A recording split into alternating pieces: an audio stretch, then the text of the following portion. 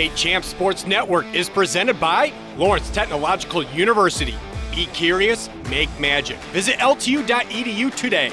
State Champs Game Time Live is delivered by Hungry Howie's Pizza, home of the original flavored crust pizza. State Champs Game Time Live is also brought to you by Reaction Technologies. Up your game. Go to reactiontechnologies.com for more information. The Construction Association of Michigan, the voice of the construction industry in Michigan.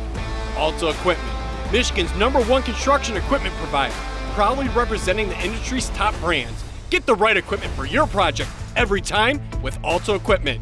The Salvation Army, Registered to Ring campaign. Support the annual Red Kettle campaign. Go to registertoring.com today. And the Michigan High School Athletic Association, promoting the value and values of educational athletics.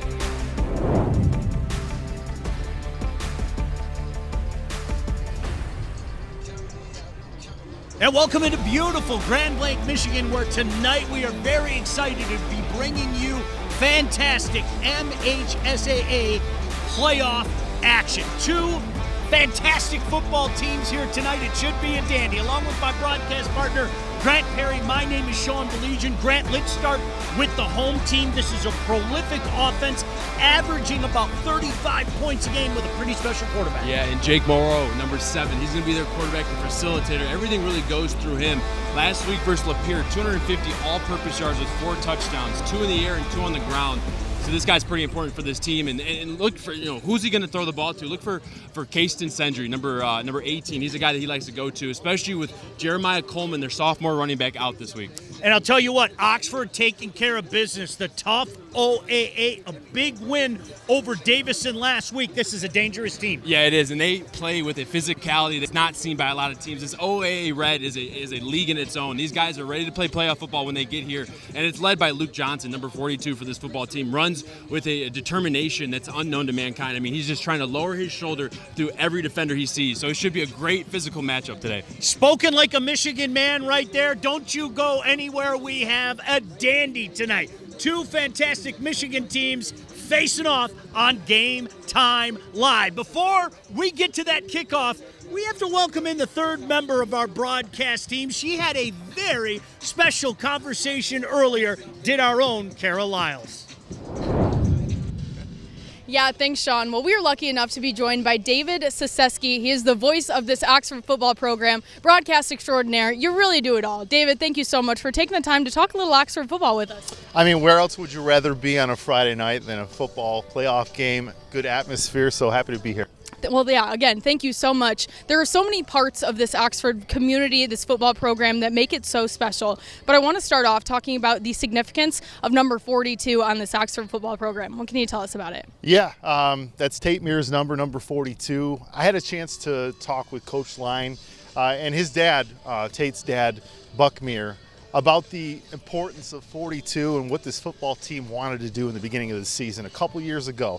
They said, listen, you put it in the rafters, it just sits up there. Maybe you don't see it. You put it in a trophy case, it collects some dust. Let's put it on a player that resembles who Tate Meir was, right? The effort, the person on the field, off the field. So that's exactly what they decided to do. It's not all about, what they do on the field. It's what Tate was for this program off the field, just being there as a mentor. And that's who Tate Meir was. So this year they go with Luke Johnson. He's been the heartbeat of this Wildcat football team. And really, if you close your eyes and you think about who Tate Meir was, it resembles Luke Johnson so much. So it's just been a really special thing for this football team and this community to gather around this. We talked, me and you, all week about Tate traits. Yeah. And that's exactly what, 42 strong, that's what it's based on. What does Luke embody that Tate is remembered for? All of those Tate traits, what does Luke have that makes him memorable? Well, listen, Tate Meir was a great football player, but he was a man among kids. So when you think of a mentor, somebody there for your teammates, pick them up when things get tough in the fourth quarter, that's exactly who Luke Johnson is. He's just a great person to have around this football team when you need somebody to pull you up. One more fight at the end of a football game, like they came back last week against Davison. Yep. That's who Luke Johnson is. He's, like I said, he's been the heartbeat of this program. And Friday nights at Oxford, it is something special. Let me tell you what, this community is so incredible. Just talk about their support throughout the last couple years and everything that this football program means at Oxford. Listen, on Friday night, under the lights in Oxford, it's been a sense of healing for this program, for all these fans, these coaches, these kids. They get together and they're one. They're Oxford strong. David, thank you so much for taking the time to chat with us, tell these stories. So great to have you on. Thank you very much. All right, guys, we have a great game coming up. Grand Blanc and Oxford kickoff coming up after the break.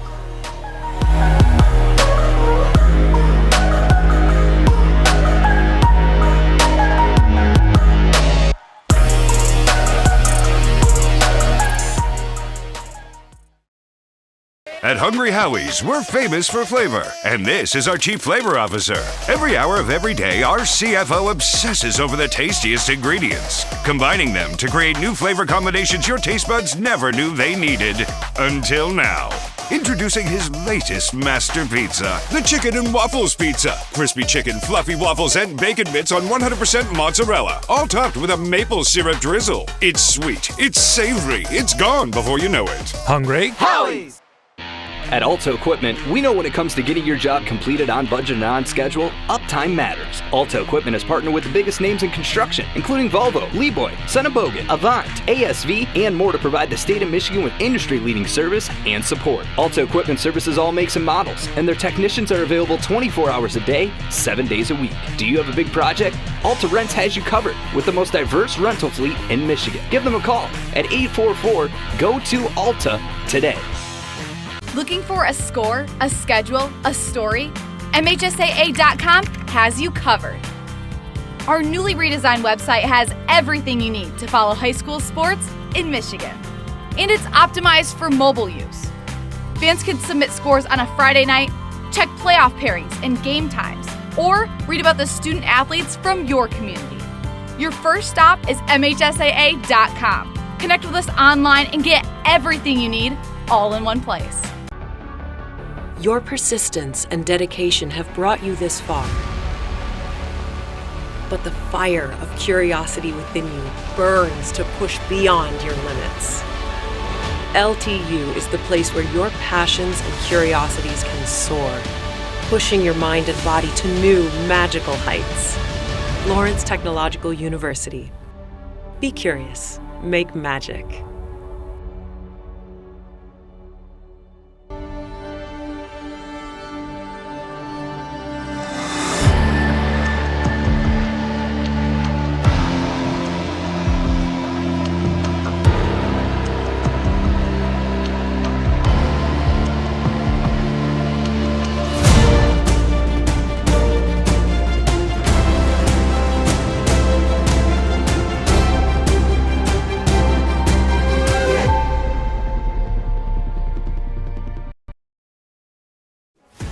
State Champs Game Time Live is delivered by Hungry Howie's, famous for flavor. And welcome into Grand Blanc, where we are just a couple minutes away from kickoff. Kara Lyles down on the field. Grant Perry up here in the booth with me. The best staff anywhere. The State Champs crew. I'm Sean Belegian. Grant, let's start with this. You aren't going to find many facilities around here as nice as this place. Oh man, I mean, you're not lying when you say it. I mean, we're about 15 stories up here in the top deck here in the press box. A1 facilities everywhere you look. I mean, the locker rooms there at the end zone is. I mean, this is collegiate level facilities. Yeah, my quadriceps certainly feel it. We went up those stairs a couple times, and Grant, being the kind of guy he is, decided to go up the stairs every other step. And I was like, come on now, Grant. I'm running up the stairs, but I'm not going to do every other step. I've been hitting the Peloton this week. I prepared for it. That a boy. All right, so about to kick this one off. Oxford is going to be kicking off. Of course, those white jerseys, those blue pants, that yellow helmet. And here we go. That is deep into the end zone, and it's going to be a touchback. So we'll take a look at this prolific offense, his Bobcat offense. Grant, we talked about in the pregame show, They can light it up. Yeah, they can. I mean, averaging just under 35 points a game. You check out the starting lineup here. We've talked about Jake Morrow, their starting quarterback. We've talked about Kason Sendry. Just take a look at Micah Kemp, 81, another receiver to keep an eye out for, along with number 4, Jarrell Clement. And then also keep in mind is their starting running back, Jeremiah Coleman, the sophomore standout, is out this year with an injury. So look for Nick Lemons to step in his place. Here we go, just underway. Of course, those black helmet, black jerseys, the red numbers, the red pants. Bobcats start on their own 20, 1st and 10 as this one is underway. Shotgun formation. A little trickeration coming near side, some space, 25, 30, 35, brought down out past the 35-yard line up to the 37, give them 17 yards. And Grant, there you go again with that crystal ball. Micah Kemp getting involved early, just another way into extension of the run game is get those receivers involved early. A little reverse there, good job. They mirrored it off with the speed option, so it looked like it was a speed option to the field there. They ended up giving it to Micah, and he turns the corner for a first down. 4 receiver set on this first down. You've got trips to the far side, 1 split near side. Morrow in that shotgun formation. Just underway here. So glad you could join us. Thanks for inviting us into your radios, computers, your phones, whatever the case may be. Certainly lots of different ways for you to check out great MHSAA action. Claps his hands twice, gets a snap, 1st and 10. Lots of time, stands, fires, complete, into Oxford territory, brought down immediately at the 46-yard line. And love it right there. I mean, they go to the concept that every team runs, spot concept. They got a corner route with a sit in the middle of the field. They find number 1, Matthew Evans. You're going to see him work from all the way on the outside near the 40-yard line. See him work to the middle, give a little hesitation, and that's the chemistry they have. Jake Morrow waits till that linebacker clears, finds that open area for a completion. Same formation, trip, split far side, 1 on the near side. Morrow shotgun. Running back on the left hip into Oxford territory. Man in motion, they hand it off on the jet. He gets the edge, 40. Hit at the 35, brought down at the 33-yard line. Chunk yardage to start this one, Grant. Yeah, you can't ask for a better start if you're Grand Blanc. The Bobcats are coming out here, picking up first downs, play after play. Got to credit right there, 66, Jack Stewart, the junior left tackle. Another type of receiver reverse there that had to capture the edge. Jack Stewart did a great job of blocking Jonathan Corcoran. And just sealing that edge for that Bobcat offense to now push it into Oxford territory. Trips far side, going to keep it on the ground. The handoff goes to Lemon. A little space up the gut, brought down about the 30-yard line. Give him 3, setting up a 2nd and 7. And this Oxford defense, they feel the best when they're playing good ball and letting the linebackers flow. We've talked about Luke Johnson. He's the rock in the middle of that defense. Look to Liam O'Neill as a defender in that secondary to make plays in the pass game because Grand Blake's going to want to throw it. And then up front, look for Jonathan Corcoran to be an effort and distributor up front. Back to pass on 2nd and 7. Morrow with time again. Got all day looking over the middle, behind the receiver, but caught. Brought in inside the 10, and down to the 7-yard line is Matthew Evans. And Jake Morrow, when you give him time, I mean, he had about 3 days in that pocket. That pocket just formed. He just sat in there, waited for his receiver to come into the picture. And again, like that first completion Matthew Evans had, he just finds that center of the void of the defense right behind Luke Johnson. Morrow just sits patiently, waits for him to clear that second linebacker, puts a ball on him. And right now, if they're getting these receivers, Grand Blanc is into space, and that's causing issues for this Oxford defense right now. 1st and goal from the 6-yard line. 4 receivers set, 2 split each side. Now a man in motion. Morrow in the shotgun. Lemons on the left tip. Going to give it to keeper. Oh, he's brought down. He fooled me, but he didn't fool the defense. Brought down a great play, stepping up and making a tackle for a loss all the way back to the 10. Yeah, great job here. That defense is going to read counter to the front side, but it's also a quarterback run design here. Quarterback has the option to keep or give. Ends up keeping it this time. Sees that the DN right there, number 40, Hunter Gainey, drops down on it. So what he do? He keeps it, but runs into Reed, number 44, right there for the tackle. So 2nd and goal now, back at the 10-yard line. Bunch formation, far side, 1 on the near side. Morrow looks to the near side sideline, awaits the play call. Back to pass, 2nd and goal. He's got time again. Now he's flushed out of the pocket. Flag flies. He's going to have to run for it. Dives from the 10-yard line up to about the 8-yard line. But Grant, that flag at about the 15 usually means one thing. Yep, it's going to be right around that holding area. Hey, give Oxford some credit here. They've really battened down the hatches once it was 1st and goal from the 6. Yeah, I mean, the biggest thing that's hurting them is the space and allowing the receivers to find space. And, as an offense, as you get closer to that goal line, that space starts to decrease, meaning those defenders don't have to cover as much ground, so you can just kind of sit on your alignment, sit in your area, and have eyes on the quarterback. And right now they're doing a good job. And if they can come away with 3 points or less here, that's a win if you're Oxford. So 2nd and goal from the 20-yard line. Trip receivers far side, 1 near side. First possession of the game. Morrow claps his hand once, now looks to the near sideline, awaits the call. Has a conversation with his running back, Lemons. Now he looks at his own play card. Clock down to 5. He rolls. He hands off to Lemons. Some space out there. Up past the 15. Breaks out of a tackle inside the 10. Finally brought down at the 8-yard line, but hold everything. Another flag on the play. On the tackle is Braden Preets. There's a flag on the play. Again, in that vicinity, Grant, of one thing and one thing only. They're going to get the Bobcats on this one. They had a great play design right there called a sprint draw, where everyone sprints to the right. Quarterback kind of delays his footwork, hands the ball off backside.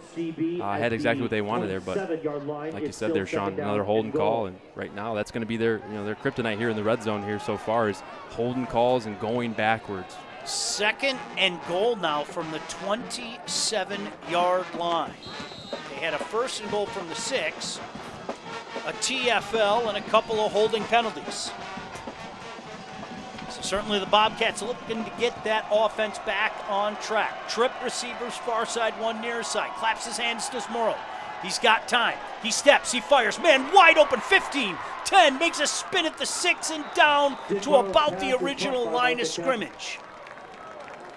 Down at the 6-yard line, tackled by. And there's Micah Kemp again, number 81, doing a great job of finding the middle of the field. Coming into this game, I had number 18, Kayston Sendry, kind of circled as that guy that can find those voids, but right now it's been Micah Kent and Matthew Evans. Really good job there. They go 4 deep, 3 under coverage, meaning that 4 deep defenders, only 3 guys underneath covering that low area. Micah Kemp was able to find that open void and get in there about to the 5-yard line.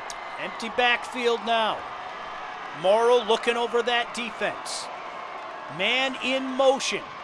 They hand it on the jet and it's blown up. That is going to be a loss all the way back to the 12-yard line. So the Oxford defense, give the Wildcats credit, Grant. They bend, but they certainly did not break. They did not break, and right there, Brady Preets, the junior defensive end, talking with Coach this week, said he's probably our most disruptive defensive end. Does a great job there of fighting across face, getting into the backfield, not allowing Grand Blanc to get across that first down marker. Well, give them credit. Make no mistake about that. Now, a field goal attempt. Grant, this is going to be about a 30-yard attempt. Waiting the snap. The snap is down. The kick is up, and the kick is good. So with 6:57 to go in this first quarter, it's the home team, the Bobcats, striking first. But Grant, you know what? I want to go back to the way that the Wildcats really closed the door. I mean, it was 1st and goal from the 6-yard line after a bunch of chunk plays, and that defense stepped up. Yeah, they did. They stepped up. They held their ground, and then you can kind of credit a little bit to the Bobcats, who kind of shot themselves in the foot. They got to that low red area, and then it was back-to-back holding calls there. They were set up really nicely, and unfortunately they pushed themselves out of contention there down in the red area. So 3-0. The Bobcats get the early lead, and now we'll take a look at this Wildcat offense. Hey, by the way, Hungry Howie's is a great partner of the State Champs Network's Mr. Football and Anvil Awards. Hungry Howie's, the original flavored crust pizza. Order your pizza at hungryhowies.com. Boy, on a cold night like tonight, you put that extra Cajun crust on there, that'll warm you right up. Oh, yeah. Grant will be doing every 3rd step running up these stairs. A little Cajun crust. Boy, what a crowd here tonight. Oxford, you know they love their football. A lot of fans on the far side of the field. And of course, the home field representing. Kick, taking it about the 5-yard line. Near side of the field going middle. Hit at the 19, push back at the 19, and I think they're going to give them forward progress up to the 19, and that's where this Oxford Wildcat offense will take over. And there's Luke Johnson. What a great story Kara had earlier, talking about the significance of the number 42. Yeah, and he embodies everything that they want in the 42. I mean, he runs hard. He's such a team player. Wears that C on his chest proudly.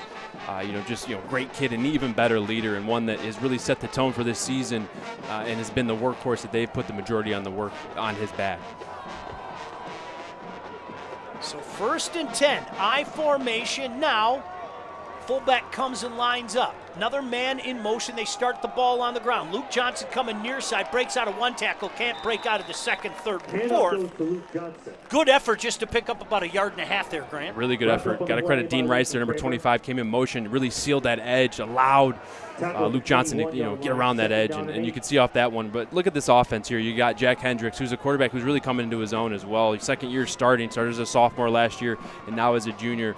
Jack Champagne, number 9, and number 5, Eli Carpenter, a couple names to watch out for, along with 25, Dean Rice, the tight end. They give Johnson 2, setting up a 2nd and 8. I formation again. The pitch goes to Johnson, trying the far side now, hitting the backfield, and this one is going to go down as a loss. On the pitch, Luke Johnson. About the original line of scrimmage. Grant will call it 3rd and about 9.5 for these Wildcats. Yeah, then you look at this Bobcat defense here. They're doing a great job here so far, and they're going to have to do even more here to stop this run today. This is what we're going to see a lot. Number 1, Matthew Evans had a tackle 2 plays ago on Luke. Number 10, Elijah Wells has been a stationary guy for them. Broke his wrist week 1. He's back, came back versus Romeo, but he's back feeling really good to go here. And then number 33, Joey Labarobadier, has been just a staple in that middle, captain of this defense. Trip receivers near side, shotgun formation, whistle on the play. All right, officials just setting things now. They're going to wind that clock up. Wide receiver in motion, shotgun formation, back to pass, rolling near side, throwing near side, completing to Johnson. He's going to have to do some work. He's not going to get there. Great team speed. That was Nathan Zambara, I believe, was the first guy out there. Yeah, Nate Zambara right there, 3-year starter at safety here. Really the quarterback of the defense after talking to Coach Ford this week.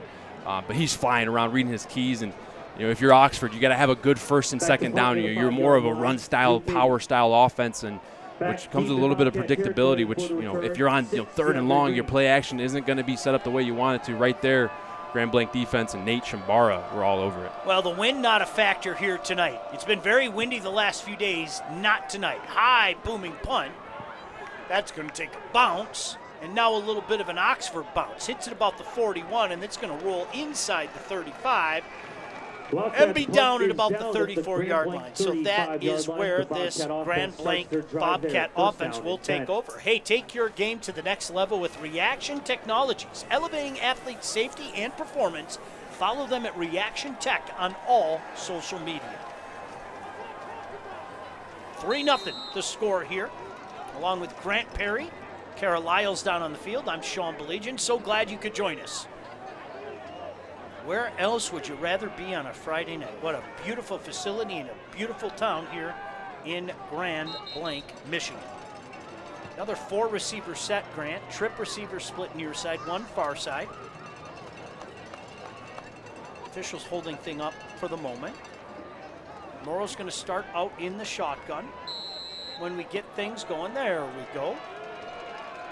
1st and 10, just shy of the 35-yard line. Back to passes Morrow.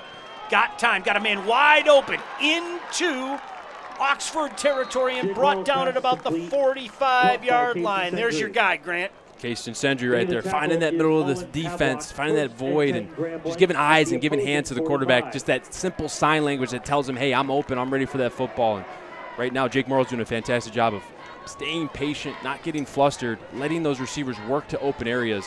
And if they want to find success, they're finding it right now in the middle of the field. Can't say enough about the pass protect from this Bobcat team. Fantastic. So far. My goodness. 1st and 10 in Oxford territory again.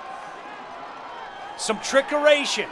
Got a guy wide open, caught at the 25-yard line and brought down at the 22-yard line. Matthew Matthew Evans with the big reception. And Grant, it looked like a jet. It looked like a double reverse. They flip her back to the quarterback. And the quarterback throws a beautiful ball here, Matthew Evans. The first one to get the handoff, throws it back to the receiver going in motion, and then he's just going to wheel up the field. And there was a post route down here by the receiver, which took the corner to the safety. Good 2-on-1 route, which allowed Matthew Evans just to wheel up the sideline. Beautiful ball from Jake. Found him before the defender was able to get there for the tackle. Fresh set of downs. 1st and 10 from the 21. Keep the ball on the ground. Good cut there at the 20-yard line. Didn't look like there was space, but a nifty little cut by Lemons. He ends up picking up about 4. Yeah, right there, Nick Lemons just following his blockers. Number 55, Jensen Smith, the captain on this O-line. Senior leader, 6'2", 250-pound lineman, 3-year starter, did a fantastic job just sealing off that nose tackle, doing a great job allowing Nick Lemons to read the block. It wasn't a huge game, but on first down, you'll take 4 or 5 yards every time. 2nd and 6 now. Look at Morrow looking over that defense. Lemons this time lined up on the right hip. They fake the jet. Morrow's going to keep it. He's going to have to do some work. Gets hit, but falls forward. Maybe picked up a yard. Maybe picked up a yard.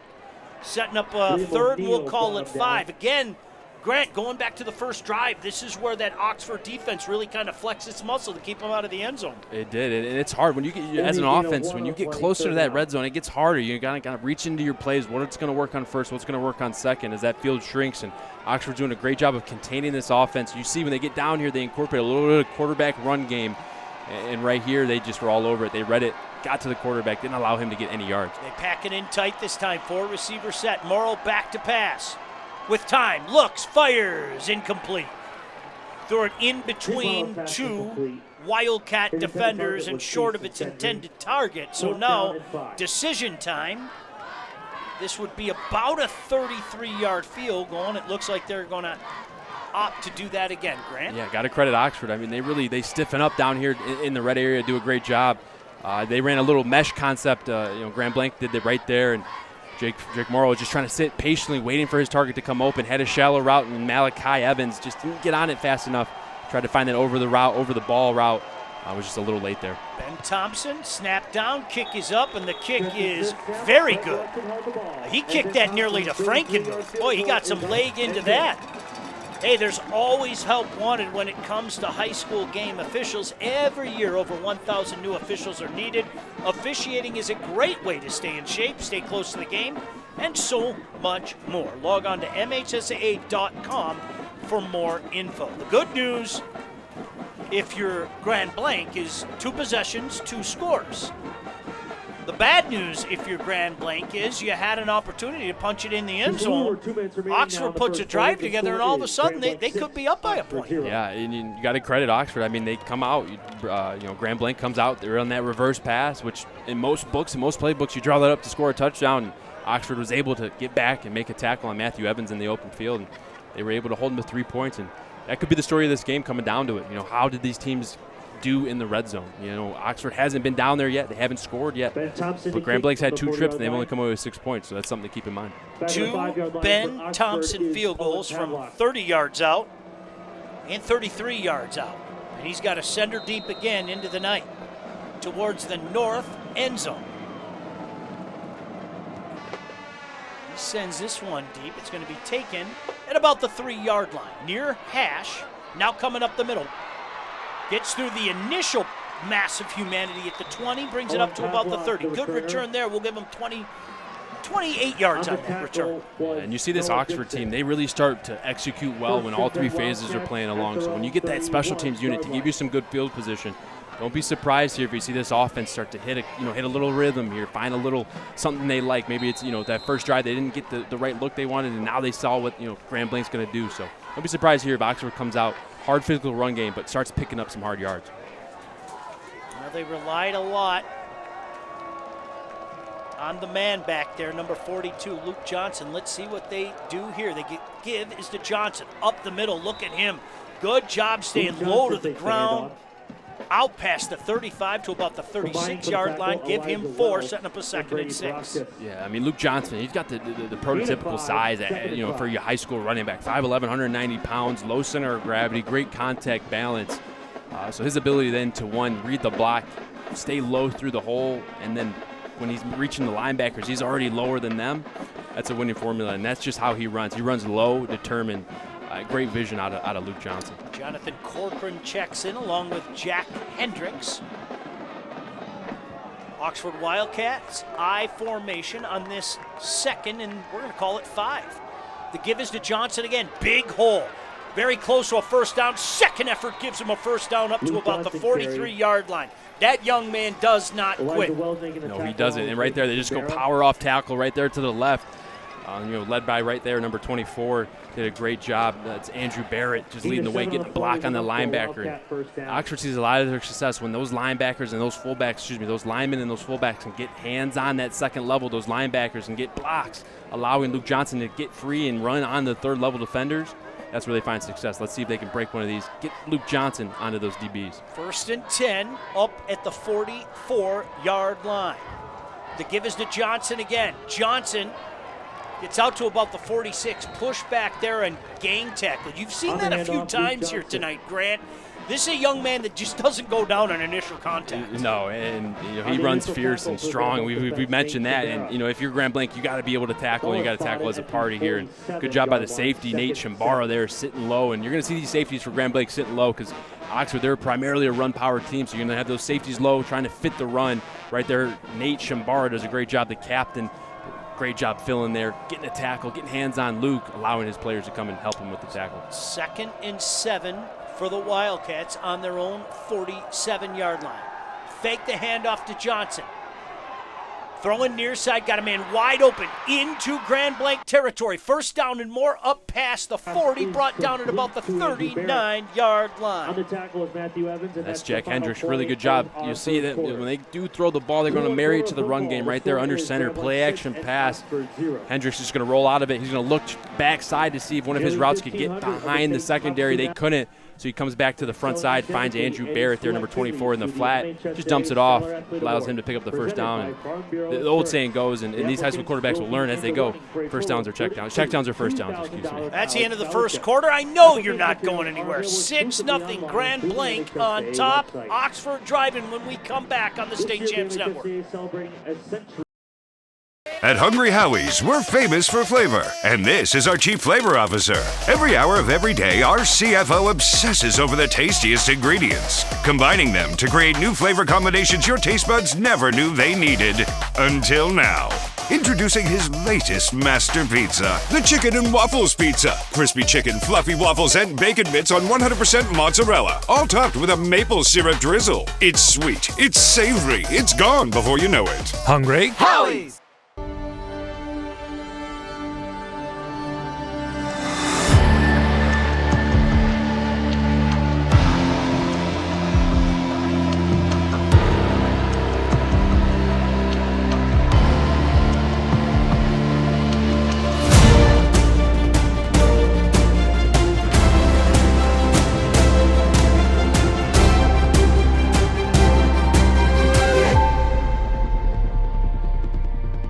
Unlock peak performance with Reaction Technologies, the ultimate training tool for athletes.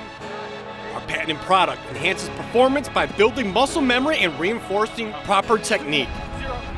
With real-time feedback from coaches, players can quickly adjust and perfect their skills. Designed for athletes at all levels, Heads Up Trainer integrates seamlessly with existing training tools. Elevate your skills and performance with Reaction Technologies, where precision meets performance. Coming soon. Welcome back to Grand Blanc High School as we begin the second quarter. Well, we knew a key factor in this game was going to be the play of these two quarterbacks, both Jake and Jack. Let's throw another little wrinkle into the story, you guys. They actually share a quarterback coach, Coach Joe Boyster at Quarterback University. Now, I was lucky enough to catch up with him earlier this week, and I said, what is it about these two? And he said they are both grinders. They both do whatever it takes to have their team win. So, of course, I had to ask, Coach, they spend a lot of time together in the offseason. Are they friends? And he said, yes, of course they are friends. There's going to be no smack talking here tonight, only positive words, but just two guys that really support each other, and we're going to see a great matchup here tonight, guys. Great stuff, Kara. Appreciate it as always. That first down carry goes nowhere, setting up a 2nd and 10, but in Grand Blanc territory. 6-0 Grand Blanc on top. But Oxford got a little something going on this drive, Grant. Yeah, they did. They found something that worked. They're getting those linemen to the second level, and if they can get these linebackers off their spot just for a second, it's going to allow these running lanes for Luke Johnson and Seth Tabor to open up. I formation. Wide receiver split far side, fake the handoff, rolling, looking, firing. Nice pass right on the money, complete at the 25-yard line. Heck of a pass from Hendricks to Carpenter. This is all. You got to have the run game going, keep it alive, pick up on first down, get 5, on second down, get 6, because this allows the play action game to open up. You get those safeties biting low, you get Nate Shimbara in on tackling, and then you play action pass, and you get these guys, these receivers like Eli Carpenter, the senior vocal leader, open in the middle of the field right there. Great throw by Jack Hendricks, finding the over route by Eli Carpenter. In business now with a 1st and 10 at the 23-yard line. Hendricks under center again. The give is to Johnson. Some space up there. Boy, that space closed quickly at about the 20-yard line, and a big wall of black pushed him back, but not before, Grant. He picked up nearly 4 yards. Yeah, he did a really good job. Just put his head down and went forward there. Picked up some hard yards, and as soon as he saw contact, kept his legs moving further. And that's going to be, we'll see what they do down here. What team's going to be able to get through the other defense in this red area. As the playoffs are here, it's round 2, it's the district finals. It gets harder to score, especially in this red area. So it's going to come down to who can successfully convert in this red area. 2nd and 6 from about the 19-yard line. Pullman split far side. Fake the handoff to Johnson. Hendricks looks, fired, wide open, touchdown. That's exactly what we were talking about. Preston Wilder found himself all by his lonesome. And after Grand Blanc had 2 nice drives, they had to settle for field goals. Oxford's a kick away from taking the lead, Grant Perry. Yeah, they are. It's funny how that works. When your defense holds up their end of the bargain, it allows your offense to pick up some steam. Grand Blanc's had the ball twice. So they only had been able to come away with 2 field goals. Oxford been in the red area once, and they've come away with 6 so far. Really good play design there, and I'm sure we'll get to the replay, and I'll tell you all about it. Big extra point here to give them the lead. Awaiting the snap. Snap is down, the kick is up, and the kick is good. So with 10:07 to go, here's that replay you were asking about, Grant. Yeah, you're going to see it here. It's going to be on the right side of the formation. You won't be able to see the play develop, but just know that the post route, you're not going to see it in the picture, but it takes 2 defenders, allowing Preston Wilder just to wield up the sideline. You go run, play action, lull the defense to sleep here. Really good job, and you'll see it right here. Preston Wilder's going to be in the backfield here. Watch the post route at the top of the field. He's going to take 2 with him. Preston Wilder just wheels up the sideline, and nobody's there to defend him. Great call, great play, and now Oxford's got the lead. The State Champs Sports Network is giving you the power to showcase your passion. You can now submit your own videos and be a part of our coverage. We want to feature your perspective on our network. Learn more at statechampsnetwork.com/fanvision. Well, we have the kid cam down on the field. I still say we need a Grant Perry cam. Because when Grant gets worked up, honestly, it looks like he's having an epic rap battle with Eminem and 8 Mile. The hands start going, and I'm like, go, I'm with you. Yeah, I'm orchestrating a band out here or something, just trying to illustrate with my hand. That's for sure. 7-6 now. Oxford on top. Now it's Grand Blanc's turn to answer. Line drive kick taken at the 3-yard line, near side of the field, heading towards the middle of the field. Cut at the 25, trying to get outside now, out past the 30, finally gained tackled at the 33, and there's a hanky sitting back at about the 22-yard line, Grant. And that usually is going to be a hold, and it looks like that's what the call is going to be. Yeah, we talked about this briefly earlier. This is one of the nicest facilities you will find. I mean, not only is it massive, but Grant, it is just modern and just beautiful out here in Grand Blanc. Yeah, I mean, I haven't played anything like this in high school, or didn't get the chance to. But boy, I'm telling you, if we had the opportunity to play here on a Friday night in the playoff time, man, this is where you want to be come a Friday night in the playoffs. The facilities are out of this world. Hey, listen, I'm telling you point blank, I've had an opportunity to broadcast a lot of college football in the past in both Division II and Division I. This facility is a lot nicer than some of the college places I've been. I don't doubt it. I don't doubt you on that one. All right, so let's see what Grand Blanc does now. They've had 2 possessions. They've scored twice, but as I mentioned, they've had to settle for 2 field goals. Trailing for the first time tonight. Shotgun formation, trip receivers near side. They keep the ball on the ground. Lemons with some space out past the 15, makes a cut at the 20, gets outside and plunges forward to about the 24-yard line. Good run there by Lemons. Yeah, good run by Lemons. Did a good job there. There was some win across face from the defensive line there, which could have turned bad, but Nick Lemons was able to use his speed, get to the edge, turn this into a 2nd down and 1. Really good play on first down. Boy, the playbook is wide open on a 2nd and 1. Let's see what they elect to do here. See Morrow looking over that defense. Trip receivers far side, 1 near side. They're going to keep the ball on the ground. Not a lot of space out there. Didn't need a lot of space, though. All they needed was about 3 feet. They got about 6 feet, and that's a first down for the Bobcats. Yeah, good play there. They're just going to pull Jack Walker, the left guard, number 70 there, pull him inside. Tell him, hey, you're going to pull from the left side. We're going to insert you through the A-gap. Go find a linebacker. Get us 1 yard. Great job there. Nick Lemons just follows the wave and picks up that first down. Jake Morrow wearing the number 7 looking over that defense. He's got a receiver split near side and trips far side. Lemons, the lone setback. Morrow claps his hands, gets a snap on first down, steps up in the pocket, feels the pressure, he's flushed outside, he's going to have to take off and run. He's got a little space out there up past the 30, dances up past the 35, very close to a first down. Let's see where they mark him out. Oh, they're going to mark him out right where he took that leap, but as is, about 8 yards on a first down scamper. Yeah, I mean, he's got great pocket presence. I mean, he sits there, he goes through his progression. He doesn't eye, a target down, which gives away where he's trying to go with the football. Just looks through his progression. If he doesn't like it, he's then trying to move. And then, as you saw, when he gets outside the pocket, eyes are still downfield, trying to make something happen downfield. Great presence and the ability to escape the pocket. 2nd and 2 on their own 35-yard line. Morrow claps his hands. Back to pass. All the time in the world again. Now he's going to step up. He's got the first down and more. Out past the 40, out past the 50, and into Oxford territory. There's that pocket presence you were talking about. Yeah, and I think he gets lucky on this one. I think this one is an RPO right here, and I think his linemen are moving downfield, waiting for him to start moving. Because an RPO is not a ball-handling throw. But here, he just says, hey, you know what? I don't like what I'm seeing. I'm going to roll left, just pick up what I can, avoid any hits, gets out of bounds. Like a smart second-year quarterback does. Pardon me, partner. They're going to say he stepped out right about the midfield stripe, so not quite yet into Oxford territory. But a first down nonetheless with 8:39 to go here. Oxford on top 7-6. Back to pass on first down. Morrow with time again. Steps up, fires wide open. Evans 30 down to the 25-yard line. Matthew Evans with another big reception. And the Bobcat offense, we talked about it, Grant. They're showing why this is such a prolific offense. Yeah, I mean, they're moving the ball at ease right now, doing a great job. And right here you'll see Matthew Evans, and it's just the patience. Watch him go through his progression. 3 steps, sit up, stand up, looking in the pocket, seeing that the receiver Evans is going to get past that linebacker, having trust and faith in him and just putting that ball out there, giving him an easy throw, an easy catch.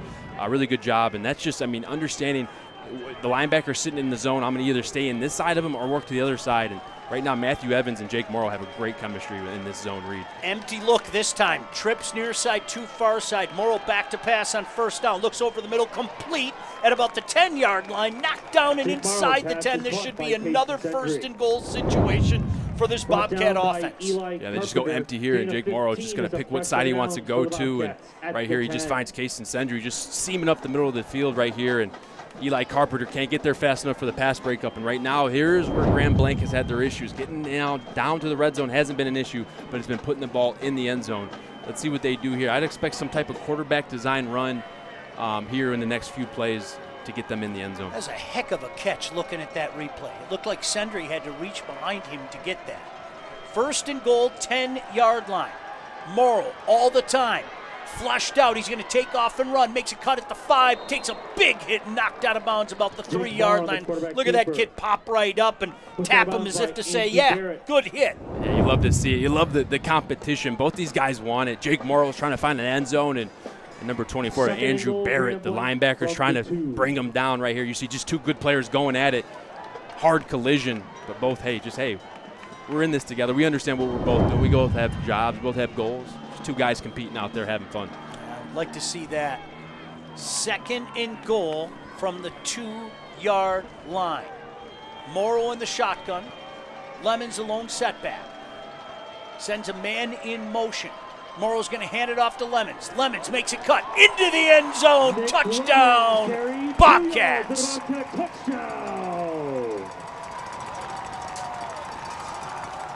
What an answer by the Bobcats. Hey, talk about, well, can they get in the end zone?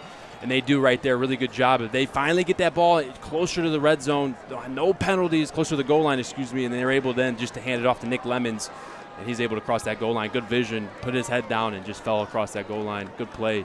But good job by Grand Blanc figuring out what wasn't working, fixing the issues, and getting across that goal line. Jensen Smith to snap. Well, you always wonder, are they going to chase the 2 here or elect to go for the extra point? Going to send Thompson out there for the extra point. Snap down, kick up, and the kick is good. 7:18 to go here in this second quarter. The Bobcats back on top by a score of 13-7. Yeah, you see right here, just Nick Lemons leading the way. Great job by Robert Giles blocking on the edge, number 45, and Grand Blanc takes the lead again. Hey, at Lawrence Technological University, your vision of competing in scholarship-level college athletics can be your reality. LTU offers varsity sports for men and women while studying for a world-class undergraduate degree. Scholarships are available at lturecruityourself.com. So many good things happening in and around the campus at Lawrence Tech.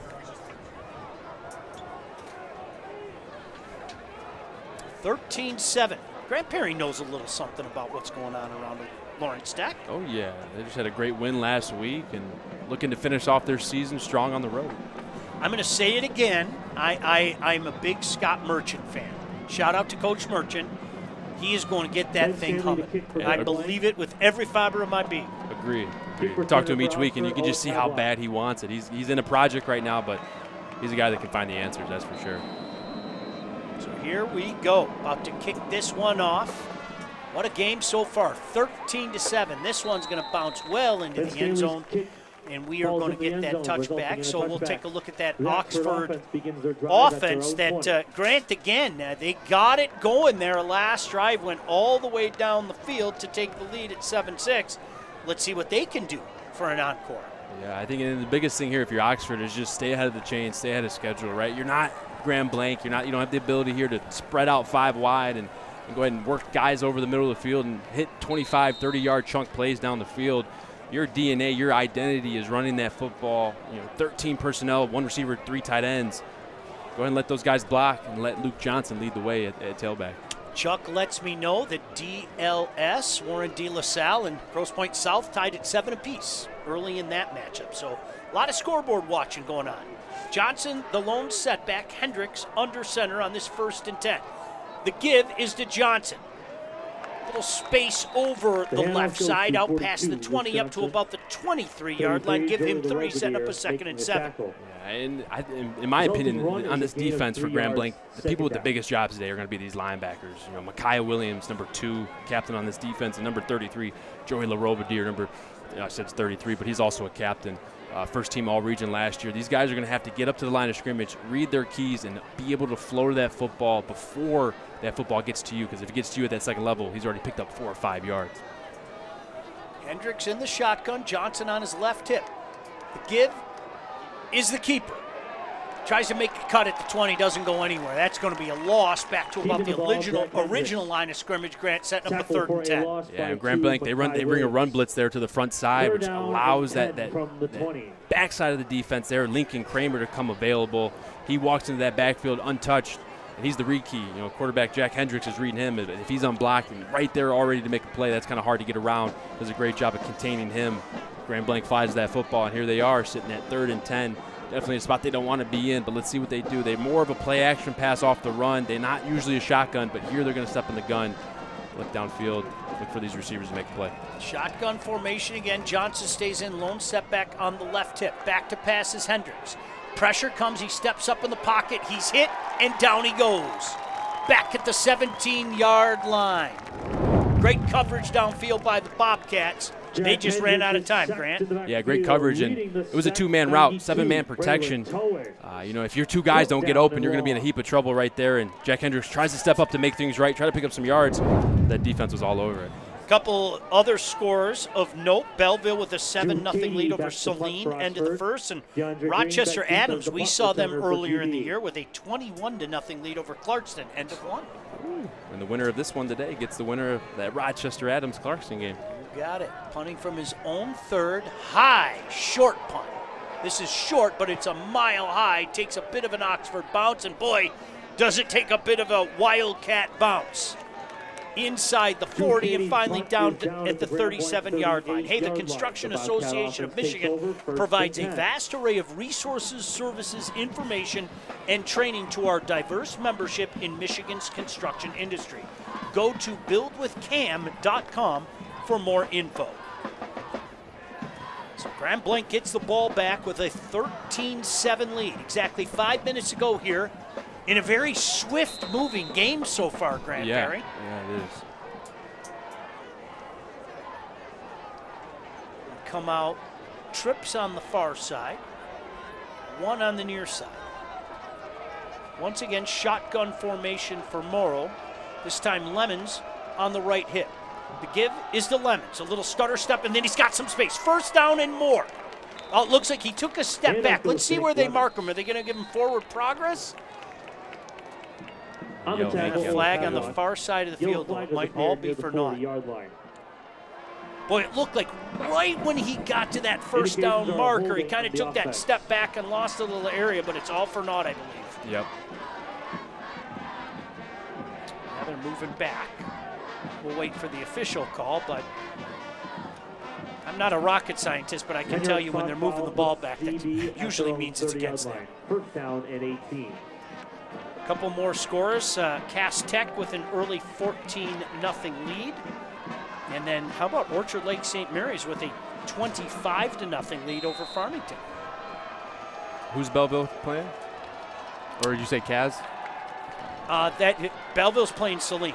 Oh, sorry. Okay. How about this right here? A little space out there up past the 40. Good job by Morrow, recognizing, gets the yards back and then some. Grant setting up what should be a second, and we'll call it 6. Yeah, and when talking with Coach Ford, head coach for Grand Blanc here, he said something that stuck to me. He said, we go as Jake goes. And I mean, so far the case is true. I mean, this offense goes as Jake goes. He facilitates that football in the middle of the field when he's making these throws, and when it's not there, he's making it happen on the ground, picking up those yards right there to make this a 2nd down and 7. Looking over that defense now, 4 minutes to go here. Fake the jet, the give is to Lemons. Lemons breaks out of one tackle, nearly broke out of a second, but good second and third effort punches him past the 45 up to about the 46. Manageable 3rd and 2. Manageable 3rd and 2, and right there they pull Jack Walker again, number 70. He kicks out that defensive end, does a great job giving Nick Lemons a clear lane to go. Doesn't pick up a ton of yards there, but good clean block, kicks out the DN, allows Nick Lemons there to cut it inside, and that's where Oxford's linebackers were able to flow to the football. Luke Johnson, Andrew Barrett, they're in on the tackle. Let's see what they dial up here. 3rd, and we're going to call it about 2.5. You can hear the hometown crowd getting into it here. Shotgun formation. They're going to run out of time. I think they have to use a timeout, and they do, to avoid the delay of game. So, Morrow looking at that playbook on his wrist.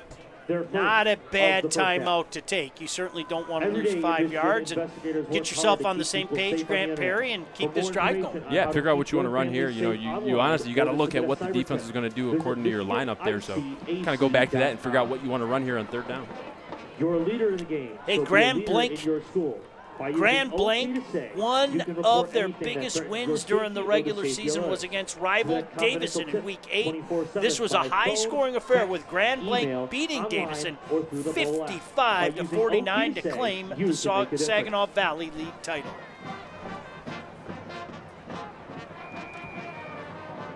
(13-7) the score. The Cats are going at it. The Bobcats and the Wildcats. Big 3rd down here. 3rd, and we're going to call it 2.5. Empty look now for Morrow. 2 receivers split near side. Trips on the far side. Morrow looking over that defense. 3-man front for Oxford.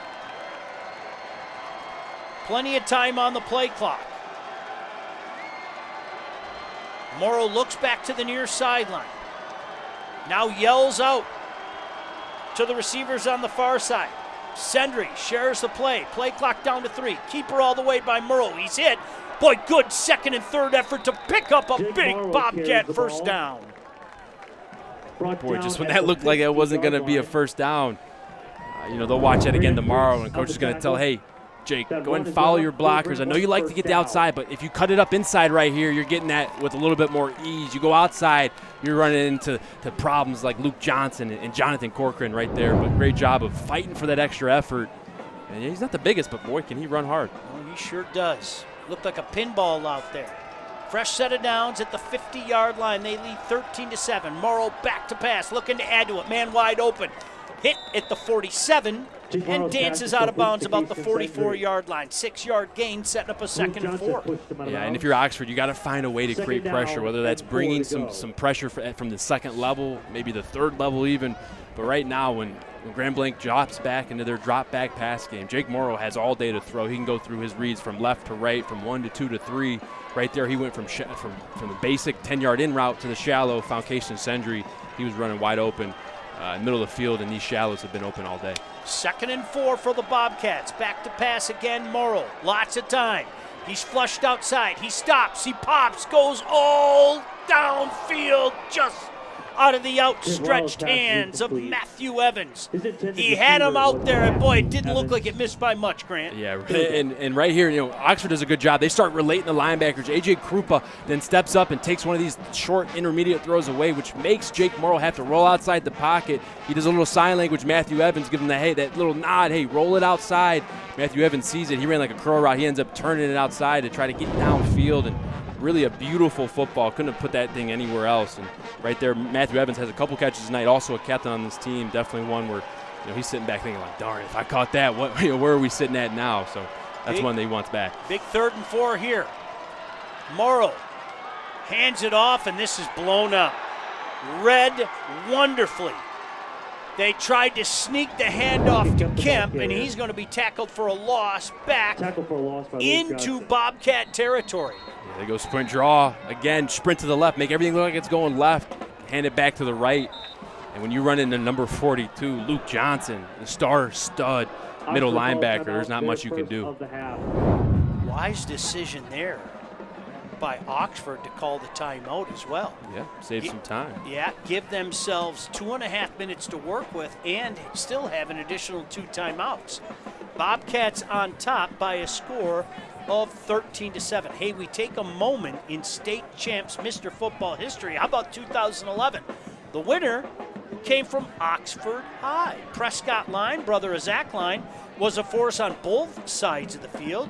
He rushed for over 2,000 yards that season and won our Mr. Football award. Look at that guy, huh? I wouldn't want to tackle that guy. No, I'll pass. No, thank you.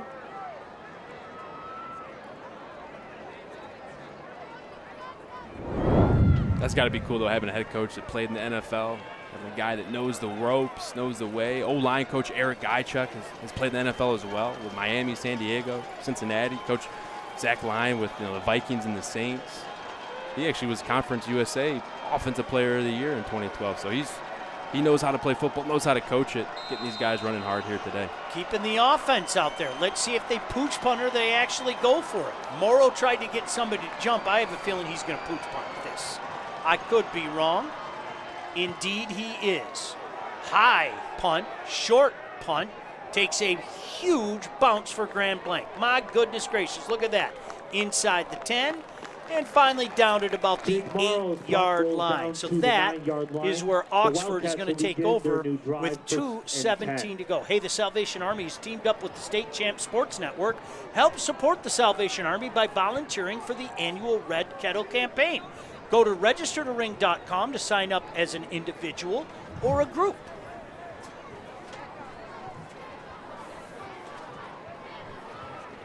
He's Grant Perry. I'm Sean Beligian. Don't forget Kara Lyles down on the field. She'll have a conversation at half.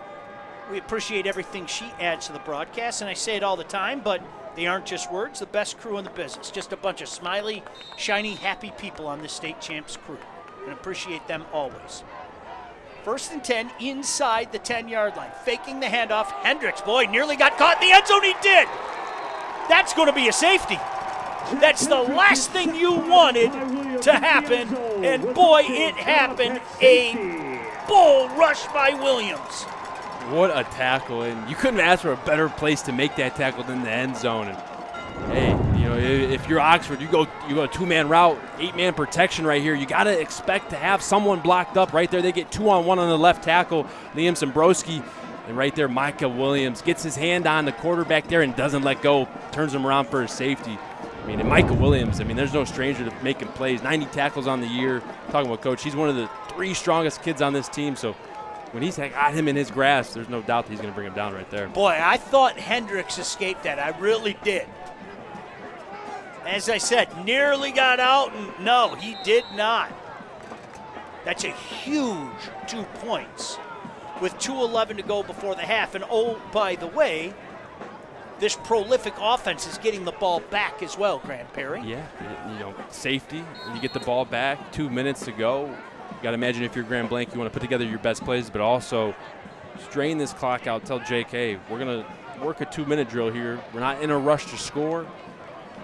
We don't want to give Oxford the ball back, but let's try to put this thing across the goal line. There's a good look at Jake Morrow there. Certainly had his moments here tonight. You can understand why this Bobcat offense has been so prolific. Just watching that young man. The free kick at the 20-yard line for Oxford. So the free kick is going to happen about back the 20-yard line. It's DeAndre Green and Micah Kemp as the kick returners. Let's see what kind of position they get here as well, Grant. Still a ton of time on the clock. 2:11. And that ton of time on the clock, the 2:11, is also buoyed by the fact that the Bobcats have 2 timeouts at their disposal as well. So that's an eternity.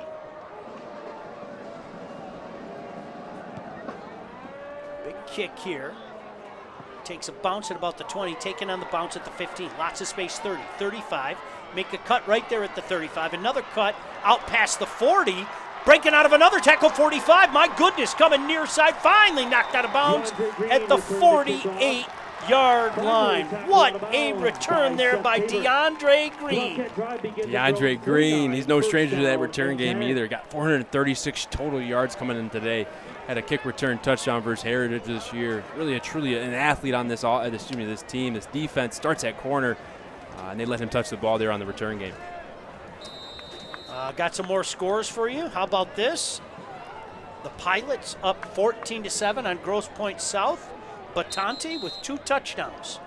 Boy, we saw Batante, and if I'm not mistaken, I can ask our buddy Kevin next to me. I think it was about 122 that night. Was it 122 degrees? Kevin?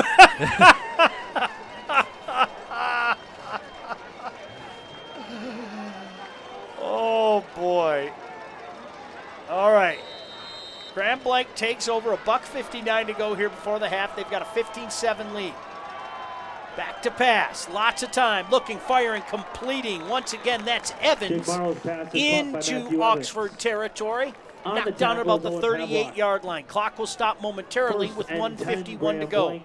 All the time in the world. You don't have to hurry anything, Grant. Nope, you're taking your time. You got time, but not time to waste. Doing a good job right there. Finds Matthew Evans in that zone. Picks up the first down. Trip receivers far side, 1 near side. Morrow in that shotgun. Lemons the lone setback. Pressure comes. Wheel route to Lemons. Makes a cut at the 32. Past the 30. Knocked out of bounds about the 28-yard line. Pushed out of bounds. And Morrow there takes a good hit, but not before he delivers the ball right to Nick Lemons. And you can just tell by the confidence and the way that Morrow is playing. He knows where to go with that football and knows when to get rid of it right there, right on time. Gets it to Nick Lemons. He turns up the sideline, picks up another first down. They set the tone for us in here. Somebody turned down the lights a little bit. I was kind of hoping for our buddy, Coach Talley, to come in here with that Barry White. He's got that smooth Barry White going on, doesn't he? He does have a deep voice there. My goodness gracious. Timeout on the field with $1:36 to go here before half. We'll set the table for you. Grand Blanc with a 15-7 lead. And let's throw it down to Kara Lyles to add to that story. Kara?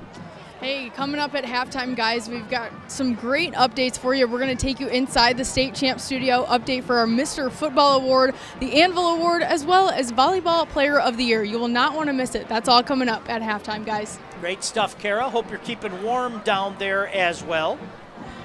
I have an extra jacket. It's not that bad. Okay. You know what? It's really not that bad. My fingers are a little cold, but other than that, there's quite a few people on the sideline as well, so maybe it's just kind of a volume type thing. All right. Body heat, very important. Let's face it. At the 27-yard line. All right, 15-7. 1st and 10 for the Bobcats on the Wildcat 27-yard line. What a turn of events this would be if after the safety the Bobcats can punch another one in. Certainly that's what Morrow and this offense want to do. Shotgun formation, back to pass. Throw near side, complete, out past the 20, up to about the 18-yard line. Sendry with the reception. Very close to a first down. I think he's going to be just short. At the 19-yard line, it's 2nd down. Yeah, it looks like he's right almost there at the chains, but good route there. Number 1, Matthew Evans runs a go route, clears out that cornerback, and then number 2, the 2 receiver there, Kayston Sendry, number 18, does a great job from that inside slot position, runs a quick out, has the leverage he wants. Morrow knows exactly where to go with that football, puts it on him. Well, Thompson has already hit 2 field goals. Another field goal here would be huge. It puts you up by 2 scores, but they want 7. Coming with the blitz, Oxford. It's picked up, complete, outside the 10, and finally brought down just inside the 10. Once again, there's Sendry. You said keep an eye on him. A couple of big receptions here on this drive, Grant. Yeah, he really knows how to work the middle of the field right there. Quarterback, it really is on the quarterback. He recognizes the defense is playing off coverage. No one's relating to Kayston Sendry. Just puts a ball on him and allows Kayston then to work the middle of the field with the football, picking up a first down. 1st and goal, smack dab on the 10-yard line. 4 receivers set. Back to pass on this 1st and goal. Time, looking, firing, touchdown. Evans back in the end zone. What a drive by the Bobcats. And when you thought momentum was heading to the far side of the field, he came sprinting back here.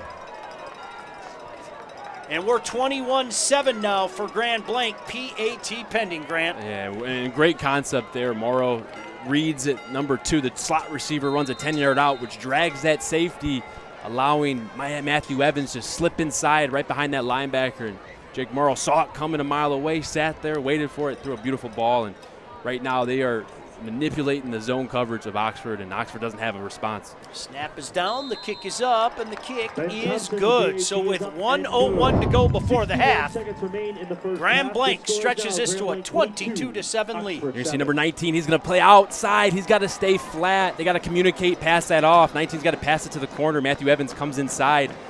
Right there, it's just wide open because number 19 right there, Seth Tabor, related to that out route by number 2. Well, let's see what Oxford can do here. They've relied heavily on their captain, their inspiration, number 42, Luke Johnson. The good news is they have a timeout left. The bad news is they only have 1:01 to work with. And Grand Prairie, they're suddenly down by 15. Down by 15. You know, your DNA isn't a fast offense that hits huge chunk plays. You're more of a ball control, play good defense, and let your offense win you the game late in games. But right now you find yourself down 15 with a minute left here. You know, in Oxford, you know, you're getting the ball back, so maybe you see if you can get a big run here on 1st or 2nd down, and then take it into half. You're going to get that ball back and get it back to a 1-score game. Ben Stanley handles the kickoffs. Stanley sends this deep, taking about the 3-yard line, far side of the field, 10, 15. Oh, look out. Some space up past the 20, out past the 25, and finally brought down about the 30-yard line. You could see one of those Bobcats down there, Grant, grab a handful of jersey and hold on for life, as it looked like there may have been a little space on that return. There was, and guess who it was? It was Micah Williams. Not his first time holding on to a jersey for a good result. You can see the strength He's getting dragged, but he's not letting go. First time he was able to grab onto a jersey was when he dragged down Jack Hendricks, the quarterback, in the end zone for a safety. Well, let's see what Jack Hendricks in this offense wants to do here. 4 receiver set. Empty look, shotgun formation. Officials are going to call a timeout. You can see the official pointing at himself. They're going to get everything set. Nothing wrong with that on this beautiful night in Grand Blanc. Oxford at their own 30-yard line, trailing 22-7. Hendricks looking over that defense. Grand Blanc shows blitz. They bring it from the outside. Coming near side now. Pass is caught, but a minimal gain. Jack Hendricks pass. Minimal gain to Carpenter. Making the immediate tackle on the play, You got to credit DeAndre Green here, just sitting in his zone hole, playing 1 and 2, sees that the number 2 receiver gets depth, and it's the safety's priority at that point, so he sits and drops down on the receiver, making a great tackle right there. Taking a lot of time off the clock, down to 26, 25. Finally, the snap comes. Hendricks throws, completes it at about the 32-yard line. First down and more. Dances out of bounds past the 45, up to about the 46-yard line. And you got to be careful there.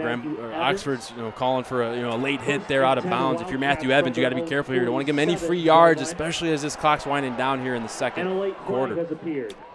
Dean Rice knocked out of bounds. There is a flag out there at the 48, so let's see if they're going to tack on 15 there.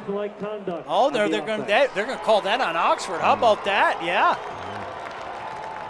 You did see a player on that sideline kind of come up and approach Matthew. I wonder if that's what triggered it. That's a huge penalty because you gave yourself a little space to work with, even Grant to get in some field goal position. Yeah.